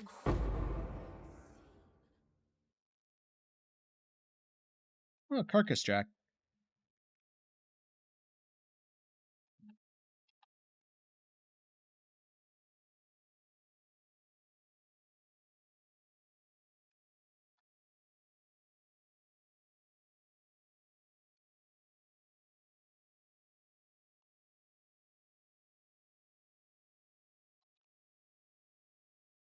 Go on to the next one.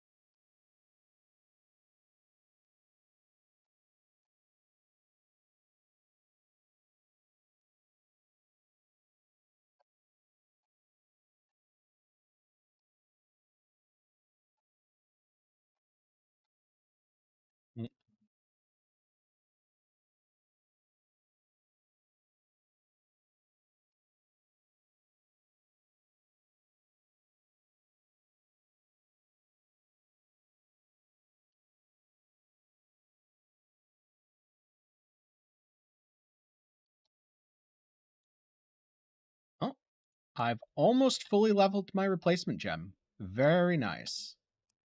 That was one of my goals in doing these hidden.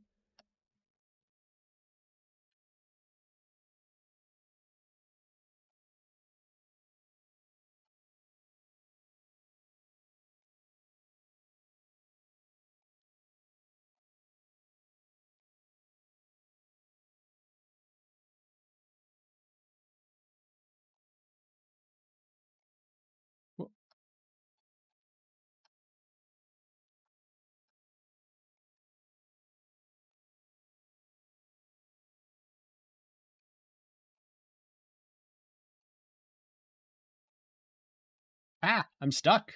I need phasing. Speaking of, that's Waller from Diablo. The one thing that I remember about Diablo 3, Wallers plus mortars equals bad time because you get stuck in walls. Although, I think they added the Zoltan Cool thing to fix that, so hey, at least there's a fix. life is so brittle. This makes me exquisitely Pandemonious. Wonder if anyone's using that these days.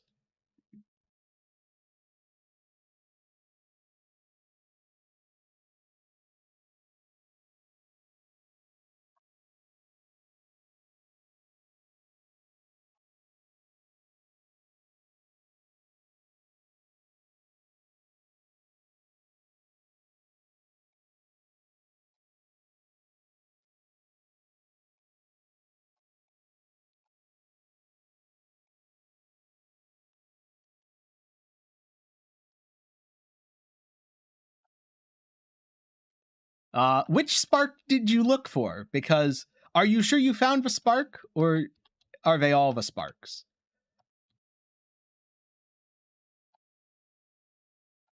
I think finding one spark here would be like looking for a needle in a stack of needles. But you only get to use one specific needle for whatever task it's needed for. It's a haystack-sized pile of needles.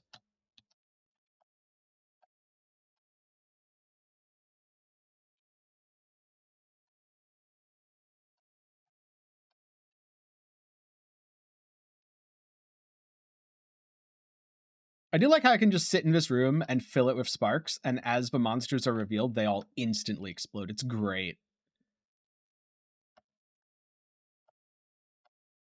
And how's it going, Dread?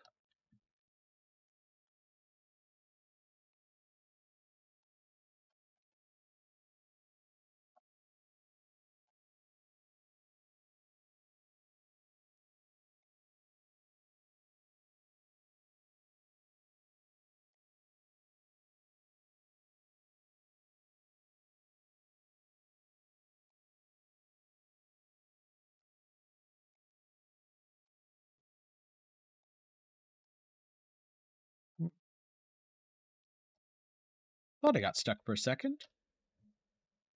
But I just realized something. I should have phasing. I'm just not getting hit enough. Oh no. I'm not getting hit by enough spells to have phasing. That's the problem. Spark is too good. There will be death. Alright. See, now I have phasing. Because I'm suppressing spell damage by standing on Ash. Delightfully unusual struggle. Easy. Wait. Builds and games are bugged? Tell me it isn't so. Oh, I got a Blessing of Ash earlier, and I just tossed it in here by mistake, didn't I? Yeah, that's going to go here in the valuable stuff pile. Now, is it bugged in a good way or a bad way? I'm assuming bad because you said you had issues.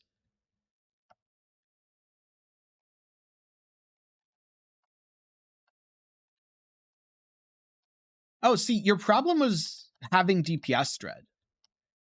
Because my build doesn't have DPS, it has BPS. That's bosses per second.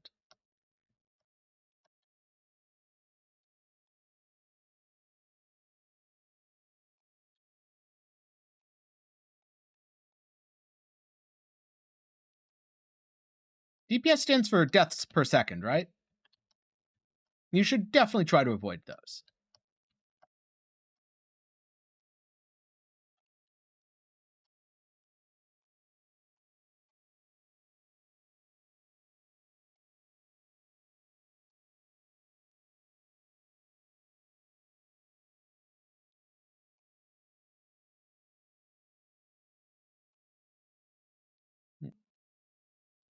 I love having Cloak of Flame and just not worrying about bleeds.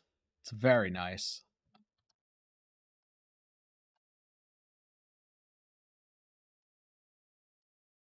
Why I like this item so much.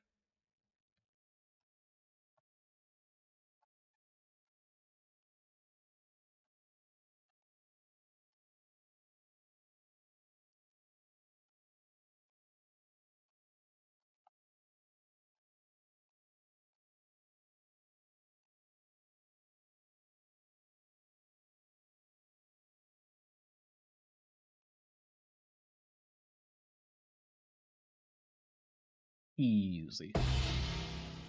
Ooh, a hoarder.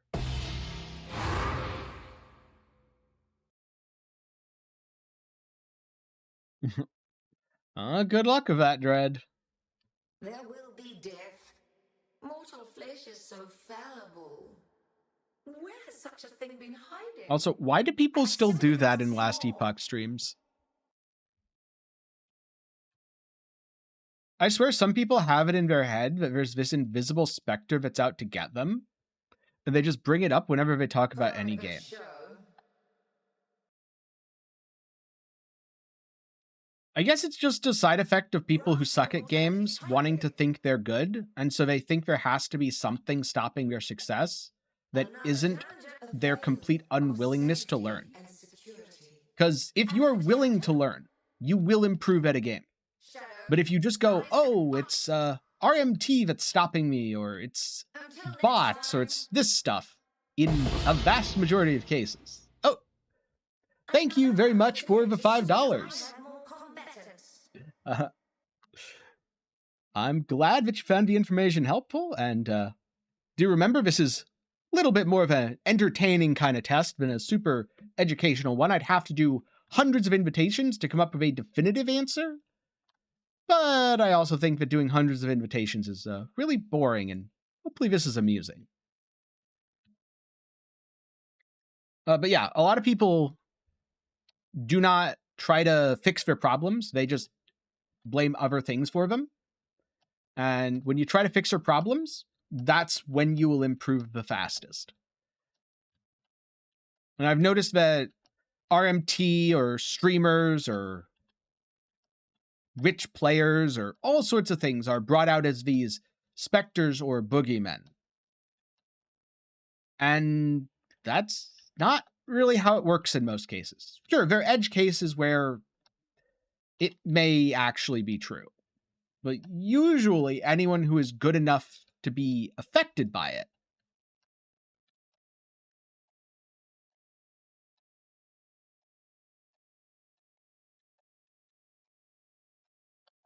oh, that's hilarious. Oh, that's hilarious. Yeah. I feel like he did not follow the right guides because he probably got guides from RMT sites that are meant to make you fail to sell you more stuff. That is why RMT sites are very bad.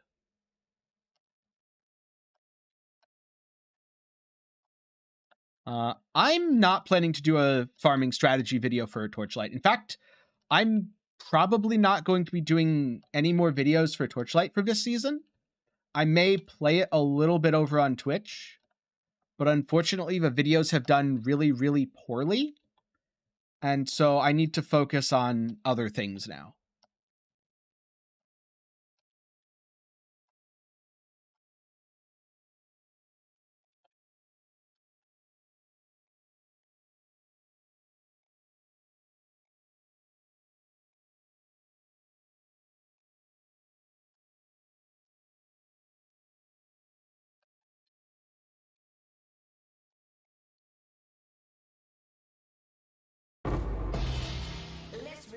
Especially with Diablo 4 coming up soon.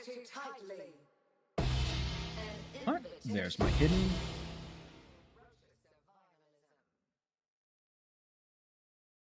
Oh, hey, thank you very much for becoming a channel member, Dread, and helping to support streams like this one.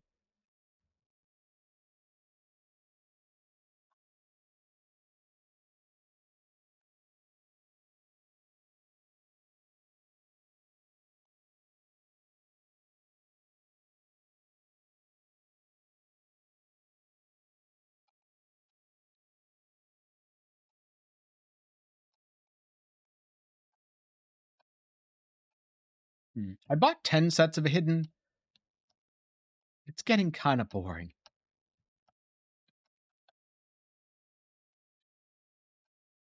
So maybe I won't do 10. Maybe I'll do 5 for now. And see if I came even remotely close to the 600 chaos that I spent. Spoiler alert, I don't think I did because I'm pretty sure that most of the value in these is in the higher variance drops. But I don't know. Maybe I'm underestimating.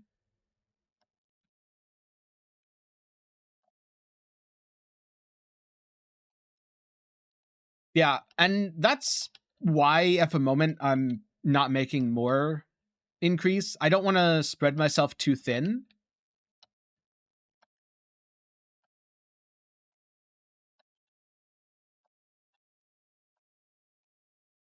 Because if I'm trying to do stuff for Torchlight and trying to do stuff for PoE, etc.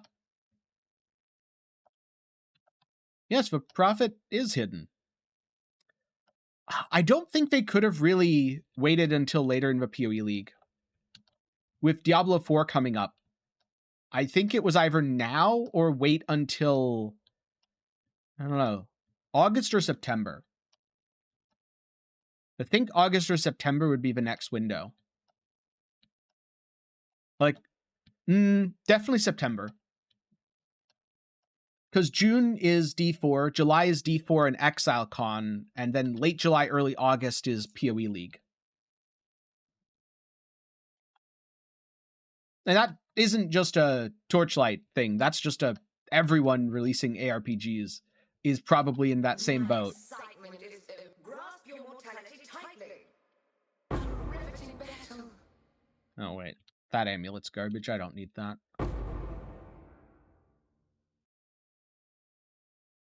I don't know. Maybe I've underestimated how much the breach items I've been picking up are worth. That could easily be. We'll find out soon. Keeping them all in my eggs tab because they are in fact eggs. Don't ask me how.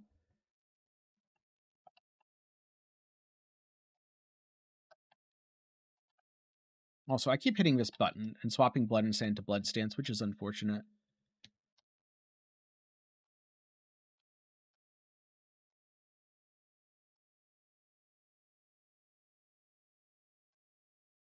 Yeah, over the past week, I've released several Torchlight videos, and the Moto build, pretty good.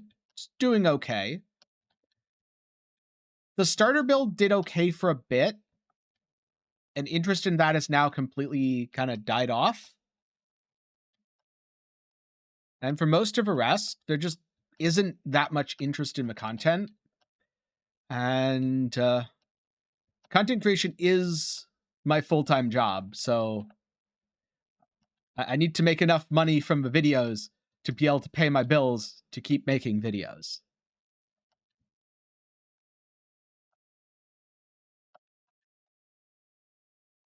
No, nice. I'm glad someone's using that mastery. Yeah, Last Epoch has a patch coming up in about a week, I think it is.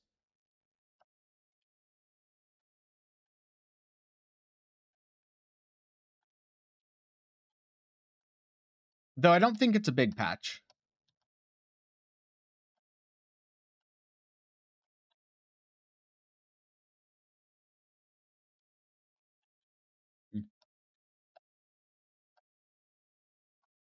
I like how everything's dying before EO even activates right now. But yeah, it's a tough spot to be in for anyone releasing ARPGs right now, because there's just so much competition in the space.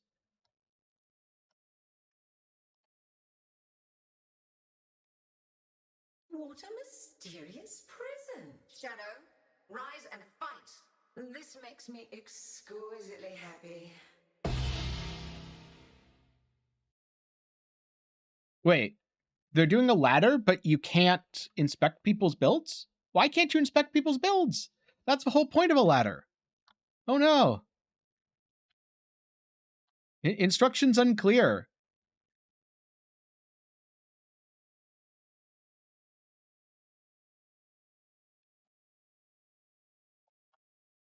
Ladder stuck in ceiling fan.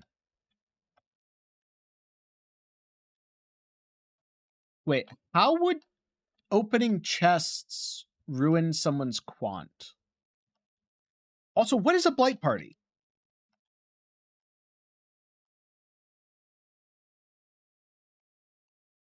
I have a lot of questions there. Both of those things seem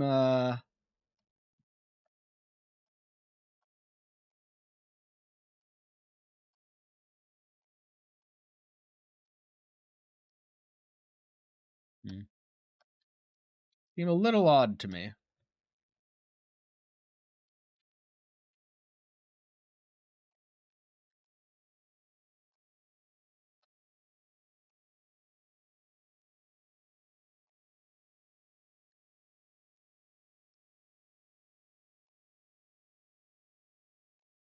Okay, so a blighted map, but one, why would you do that in a group? And 2, why are you quant farming in a blighted map? I'm very confused as to why someone would want to be wearing quant gear in a blighted map.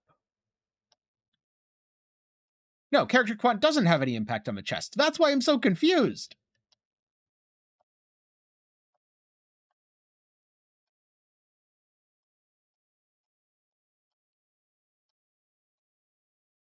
Yeah, more choice is better. But there is going to be a lot of FOMO.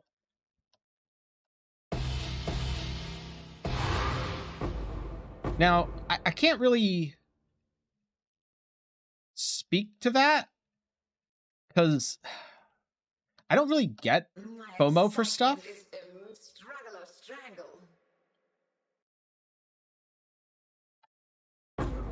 Like, I'm not like, oh, there's a patch coming out for this game. I absolutely need to play it or else. There's plenty of stuff that I've missed and don't care about.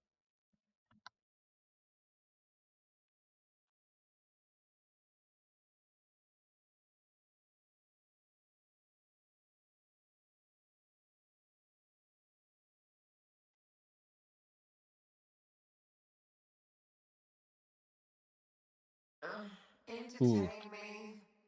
Okay, consecrated ground could potentially be an issue. Or not. Or we're just going to die. Cool. Where's Tull? Come here, Tull. And yes, Ulnatul, you come over here and fight me away from the consecrated ground. Good job. Another round will commence as soon as I have more combatants. All right, so I've done 5 of these, which means I've got 2.5 Maven invitations. And remember, this was 600 chaos. So what is a Maven invitation worth?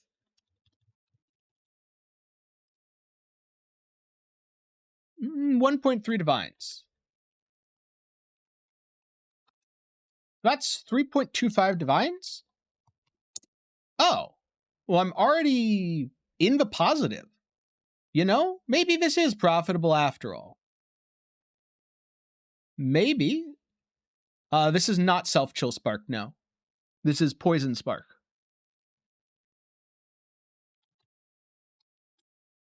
Is it good profit, though? Well, Blessing of Esh is 100C, so 200C. Awakened Vicious. 35. Melee Fizz.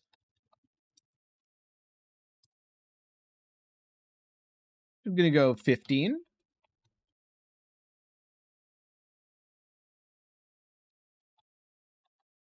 Stillfall. How much does that cost?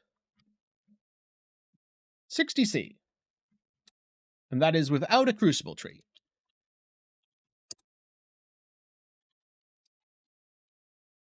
End of Thought and Motion. Worthless. Cool. Formless Flame. Worthless.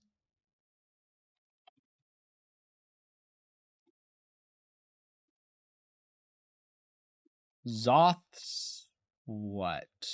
I should ID these so I can come up with item names, because I can't remember them all off the top of my head.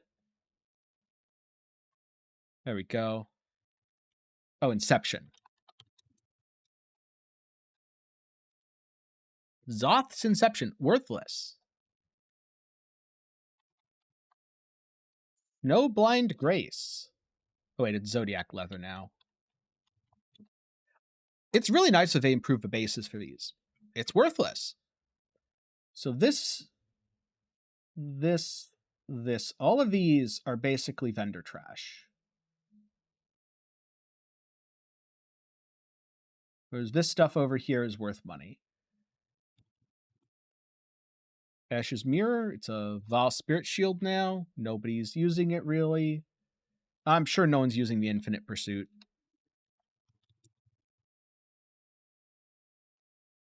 Oh, wait, it's Titan now.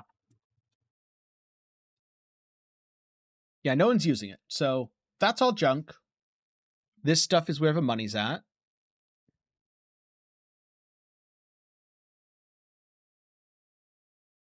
And Voice of a Storm should be worth more of Inquire of a Storm at this point.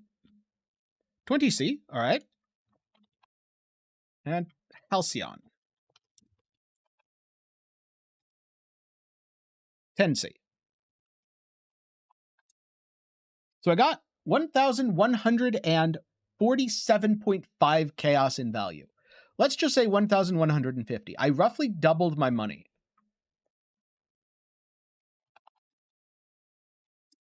Which is about 2.5 divines. And those 5 sets took me a while. I don't know if it was quite an hour. I don't think it was an hour. But I think it was more than half an hour.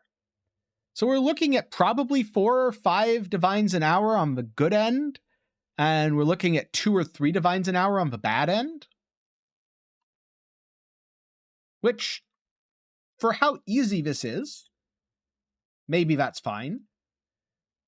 But it's nothing to really write home about. It's just kind of fine.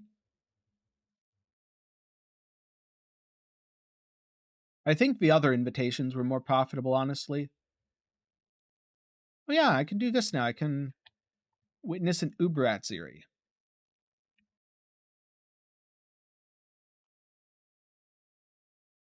Let's witness an Uberatziri.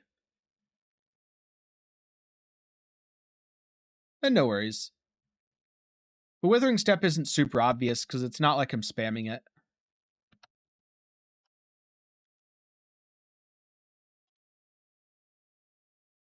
I think unlike a lot of the other stuff I've been doing, this could actually kill me.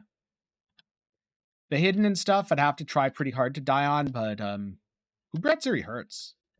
I don't have any real way to negate her penetration. So Empowered Flame Blast would be a very bad thing for me to stand in.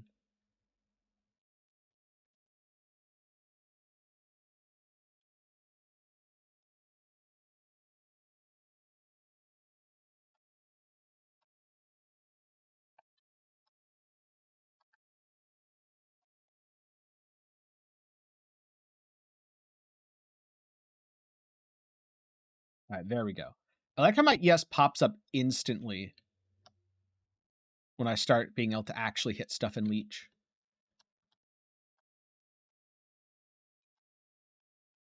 A bit of Leech with Instant Leech is so good for mana sustain on this build. It solves so many problems.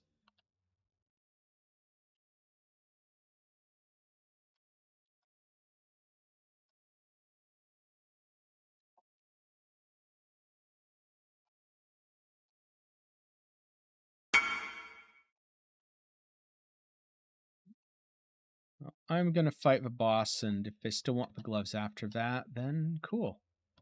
But I don't want to waste Uberatziri portals, even if I'm sure I'll be fine. Kinda Uberatziri.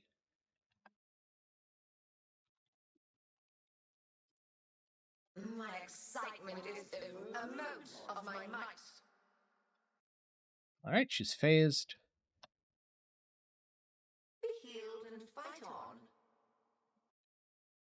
Ow, please stop hitting me. Thank you. Life is so brittle.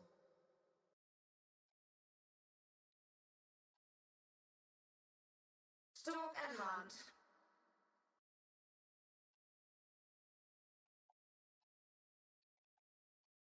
Be healed and fight on. Bow to your queen, mortal. Alright, now she'll phase. Sanctity. Don't want to stand in that. That's bad. Because I convert fully to Chaos, I can just fill the room, which is good, because otherwise I'd have no way to know which one is the mirror clone, and even less ways to not hit the mirror clone. So brittle. Fire is sanctity. Bow to your queen. Be healed and fight on. Queen of one and Well, I killed the boss again. fire is sanctity. The good news about this is the curse reflection doesn't actually matter. Is so brittle. Well, those have lightning pen.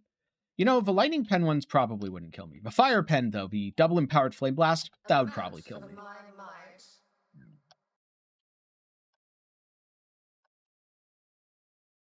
Be healed and fight on.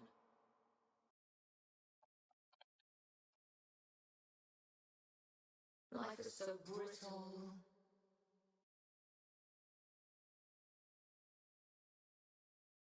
A mote of my might.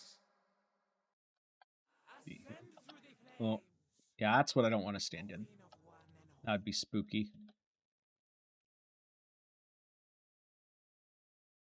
Bow to your queen, mortal. And I think she dies on this one. Life is so brittle. Yep. An invitation to a true display of ferocious survival.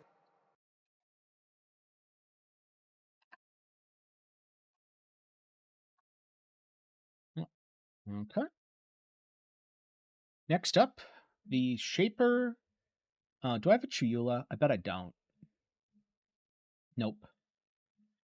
We can do the Shaper and the Elder real quick. And for fun, let's do Uber Shaper. I'm sure I can grab some nodes from somewhere to do that. Where won't I forget? Let's go with this.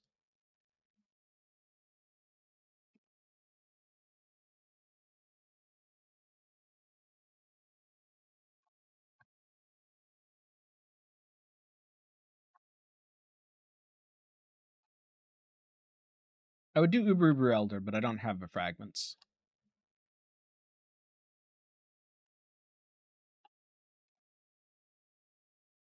My excitement is immeasurable. Resist the assault.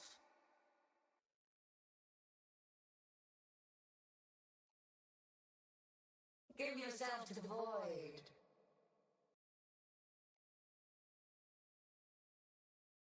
Grasp your mortality tightly.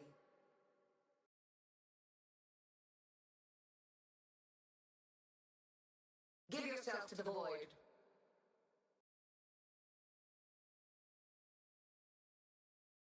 Grasp your mortality tightly.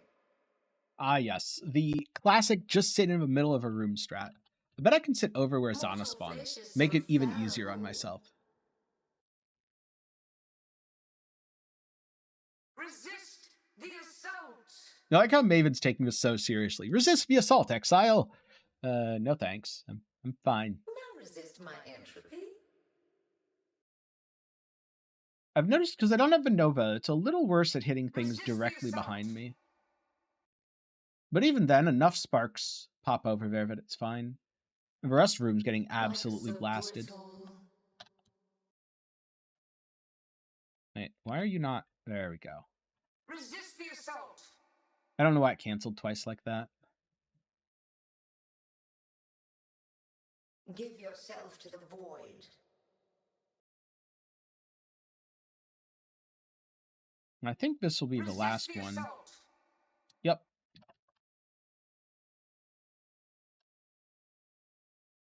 Mortal flesh is so fallible. What a delightfully unusual struggle. Watcher's Eye? Nope.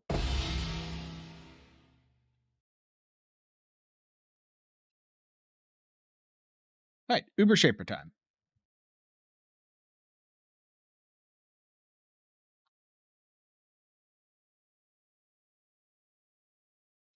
Should be noted that Shaper is generally consistently profitable. Well, it's 1% off. I'll do it anyway. See what we get.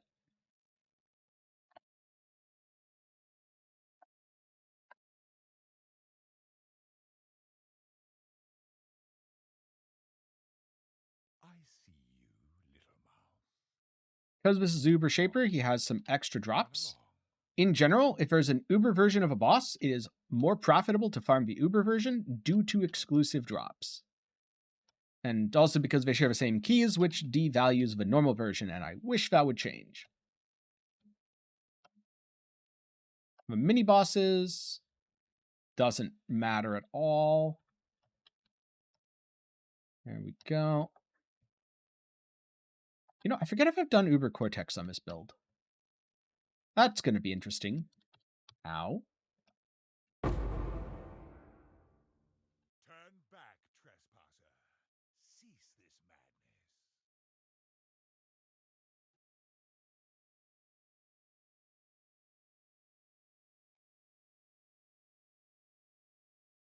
The light of divinity! Let's not stand Die. in that. This I can stand in, though. There we go. Come on over here, Dominus. There we go. Good, Dominus.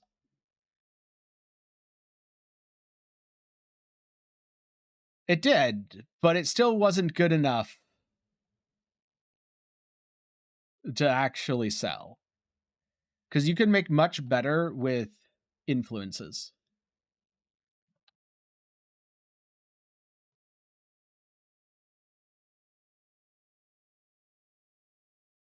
That's 2 down. Tamper with things you do not understand.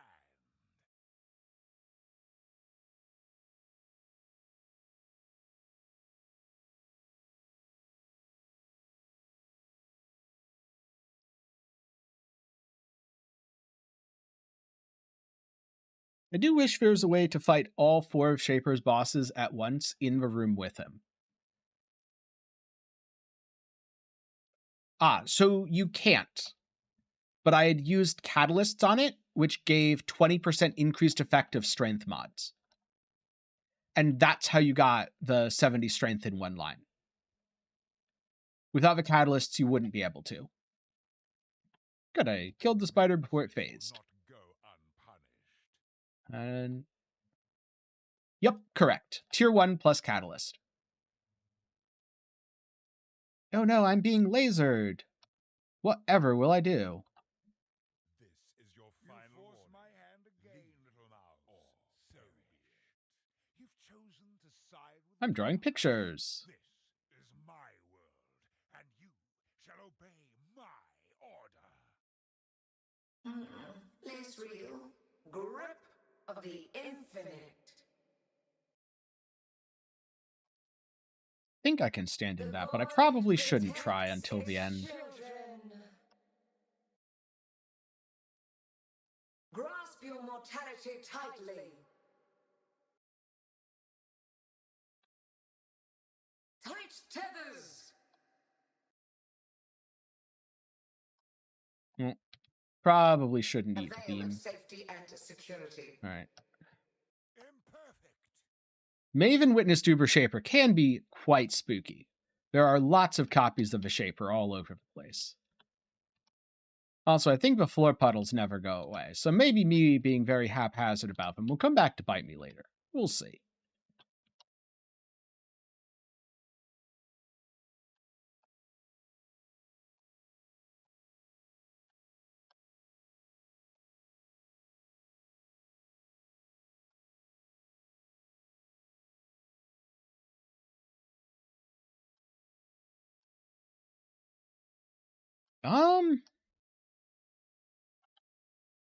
I could see them nerfing Blood Notch. But I don't know if the rest really needs a nerf. Like, this is good, but with the amount of gear that I have. The face of your unmaking. Father, it's me. Let me help you. Grasp your mortality tightly. Part of this is just the effects of having a really well put together character. Well, Resist the assault. Okay, he did phase. He's injured, but not for long. We need to get back. What's better? In what way?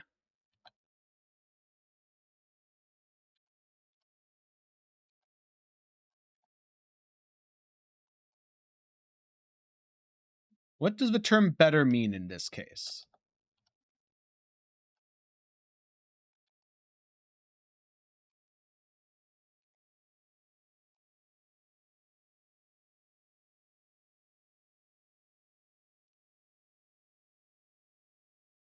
All right, there we go. Now let's do the same to Shaper. Grip of the infinite. They lied to you, Father. I'm your true memory. to save the future. A veil of safety and security. Aw, he's doing this. Grasp your mortality tightly. Struggle or Right. strangle. Yes. In fact, I can tank Shaper Slams on Uber Shaper. Good to know. The void protects its children. Grasp your mortality tightly. Don't like for the unusual struggle. Irrelevant. I think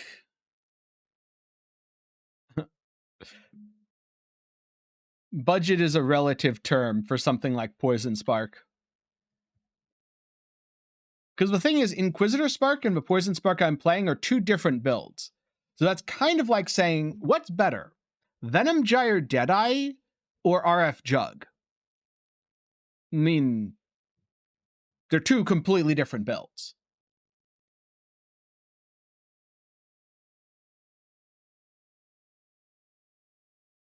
I need a Chiyula Breach Stone now.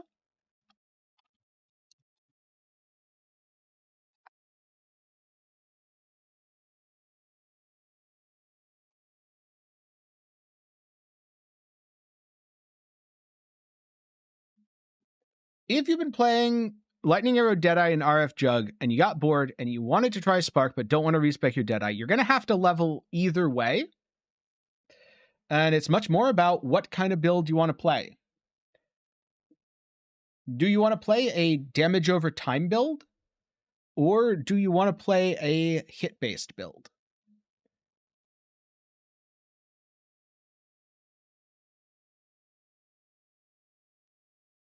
And what sort of defenses do you want? Do you want pure life-based defenses, where you can stack Fizz or Ellie Taken as and abuse armor with Fourth Vow?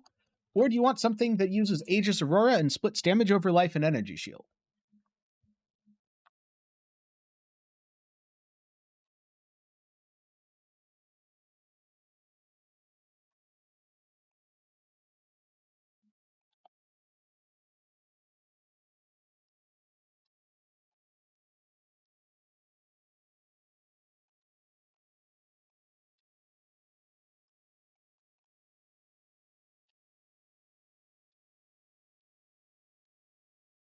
And totems definitely aren't better.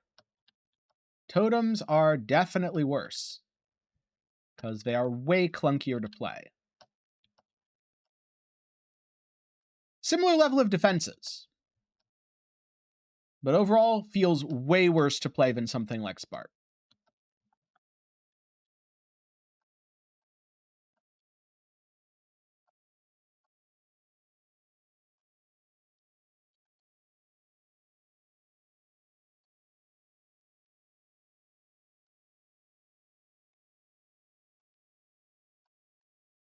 Now, I'm sure this feared that I'm doing is going to be the most scientific feared ever, and will determine if feared is in fact profitable. You can definitely do that from a sample size of 1.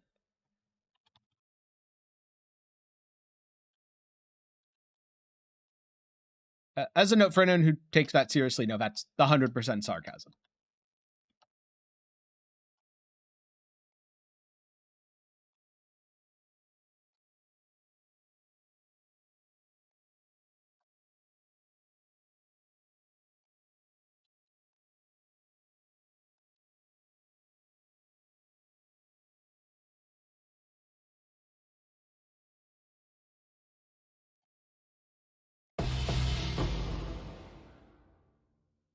Yeah, but Poison Spark can also do every single math mod in the game. Immeasurable. Now resist my entropy. All of the special combatants. Ooh, something dark. And Severed in Sleep. I bet someone's using that still. And now I just need a Cortex.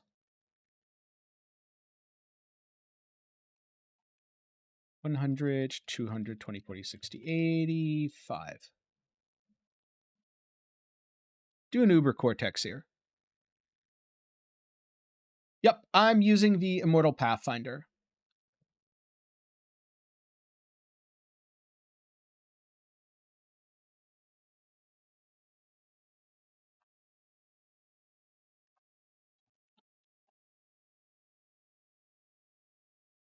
All right, and refund these. Grab that and put these here to hopefully remind me to respec.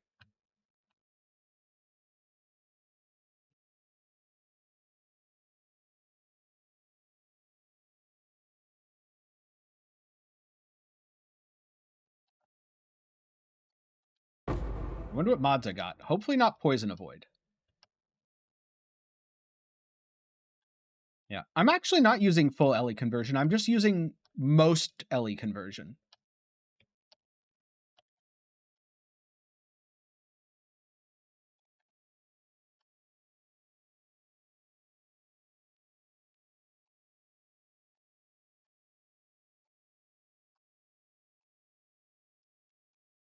Because the small amount of fizz that I do take isn't all that relevant. Pathfinder and Mageblood don't go together. If you wanted to use your Mageblood, Inquisitor is definitely the better option for that. I mean, okay, you can use Mageblood still. It's not like it completely doesn't function or anything. But it does feel a little bit weird to waste some of the power of your Ascendancy by wearing a Mageblood.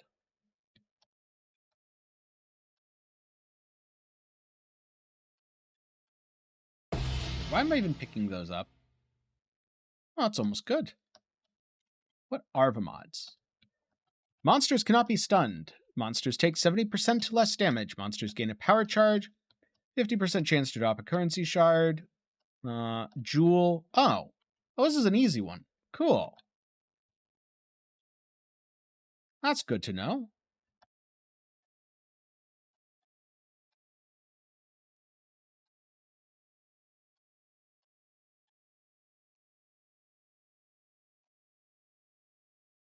Yeah, you could go something like Deadeye hit-based Spark if you wanted. Not many people are doing it. Probably because I don't think it's good without the Mageblood. But since you have the Mageblood, that's not a problem.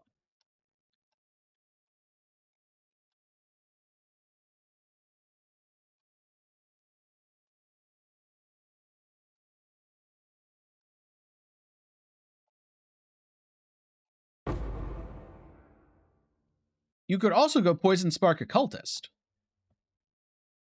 which is still really strong. And again, I would go Pathfinder over Occultist without the Mageblood, but since you already have it, that would be totally fine. Oh, stuff on the floor while I'm reading. God damn it. Stupid puddles.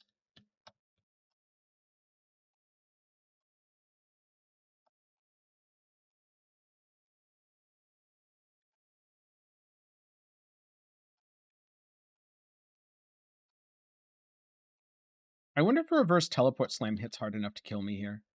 It actually might. Reckless defense. Does anyone use that? Probably not. Spiked gloves? Defense-wise, Pathfinder or Inquisitor will beat out Occultist, but not by a huge margin. And all of them will beat out Deadeye, but again, with a Mageblood, not by a huge margin. You'll be able to get enough defenses on any of them. However, you'll have to pay more attention on the Occultist, and especially the Deadeye, to scaling your defenses. As opposed to on the Pathfinder and the Inquisitor, you get your defenses and you primarily scale your damage. So is this build Uber Cortex viable? I am currently in Uber Cortex. Dissected, smeared across the ground. Feel the pull of the void. Oh, there's reverse teleport slam. Are you? Doesn't even matter. In this, the realm of the past, I am king, and you will bow.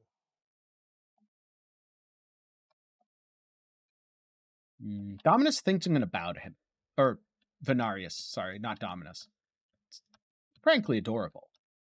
Doesn't he know that the ranger bows to no man?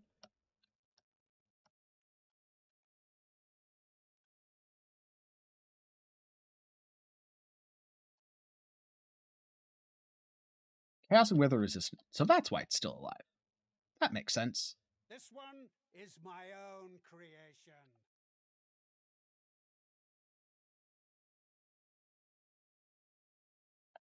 Dissect it. Smear it across the ground.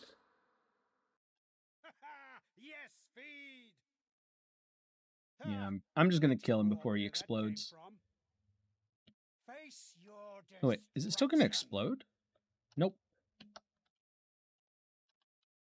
A contest for the Burn away, edges. sin. Feel the pull of the void. Alright. No! Impossible! How? This isn't over. This will never be over. I will unify humanity. Oh, will you? Oh, I hadn't done Uber Cortex yet. Nice.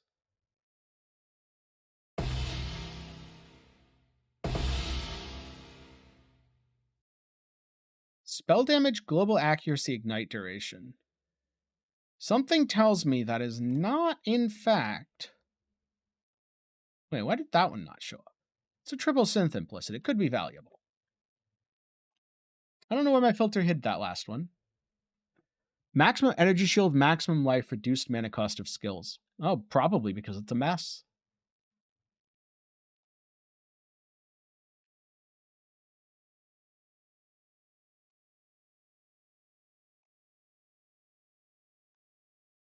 Yeah.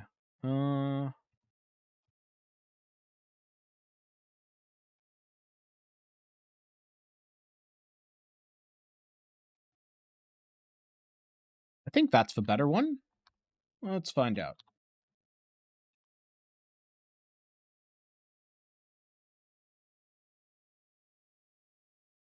Let the blood dance begin. This is Atziri. I want to nuke Atziri. Atziri is spooky. Oh, god damn it. Life is so...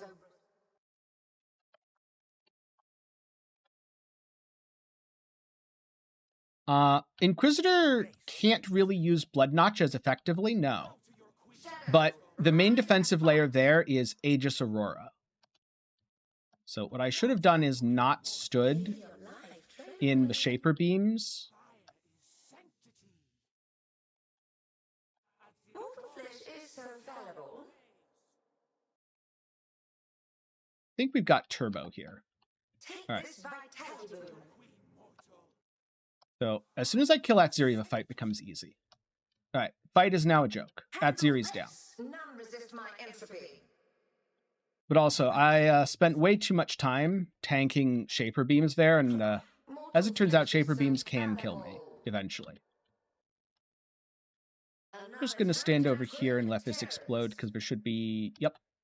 Okay, now Chiula's super poisoned. Where's the synth guy? Gonna go stand by him. Because... Oh, wait, why are you still alive? All right, Elder's poisoned to death now. Chiula's poisoned to death. Oh, I have just enough health to tank that. Perfect. Mortal flesh is so fallible. And now it's super poisoned. Feel your life drain away. Stand outside of a big circle slam. And it's dead. That's a feared. With, you know, a bit of quantity of that. 1.3 Maven's Ritz. Gets me most of my currency back. A Shaper's Touch. A Bottled Faith. A Severed in Sleep. And Awakened Vicious Projectiles. So yeah, I profited from that. So, overall thoughts. Invitation farming. Seems like you don't make money at first. You, in fact, do make quite a bit of money from the drops. You just have to factor in everything in aggregate, and especially the Maven's Ritz. General boss farming. Very hit or miss. More miss than hit. You have to do hundreds of them, or you're probably going to lose money. Feared farming. Out of a sample size of 1, extremely profitable. 10 out of 10 would do again. If you're going to do it, though, you really should be doing the Uber versions of the bosses for additional drops. And those are my thoughts. Plus, I think that's about the stream. Been going for about 3 hours here, and I'm getting hungry. It's getting pretty close to dinner time. Oh! So the Dodri's tenure, probably actually sellable since it has Despair on hit. But to address your question just a little bit more, music covers, DK. Aegis Aurora is one of your best options on Inquisitor. It kind of turns your energy shield into a damage reduction similar to Ward, where it's constantly coming back. Also, Inquisitor has enough recovery that you can easily run Righteous Fire for more damage, and has really, really good regen, which makes it feel good to play.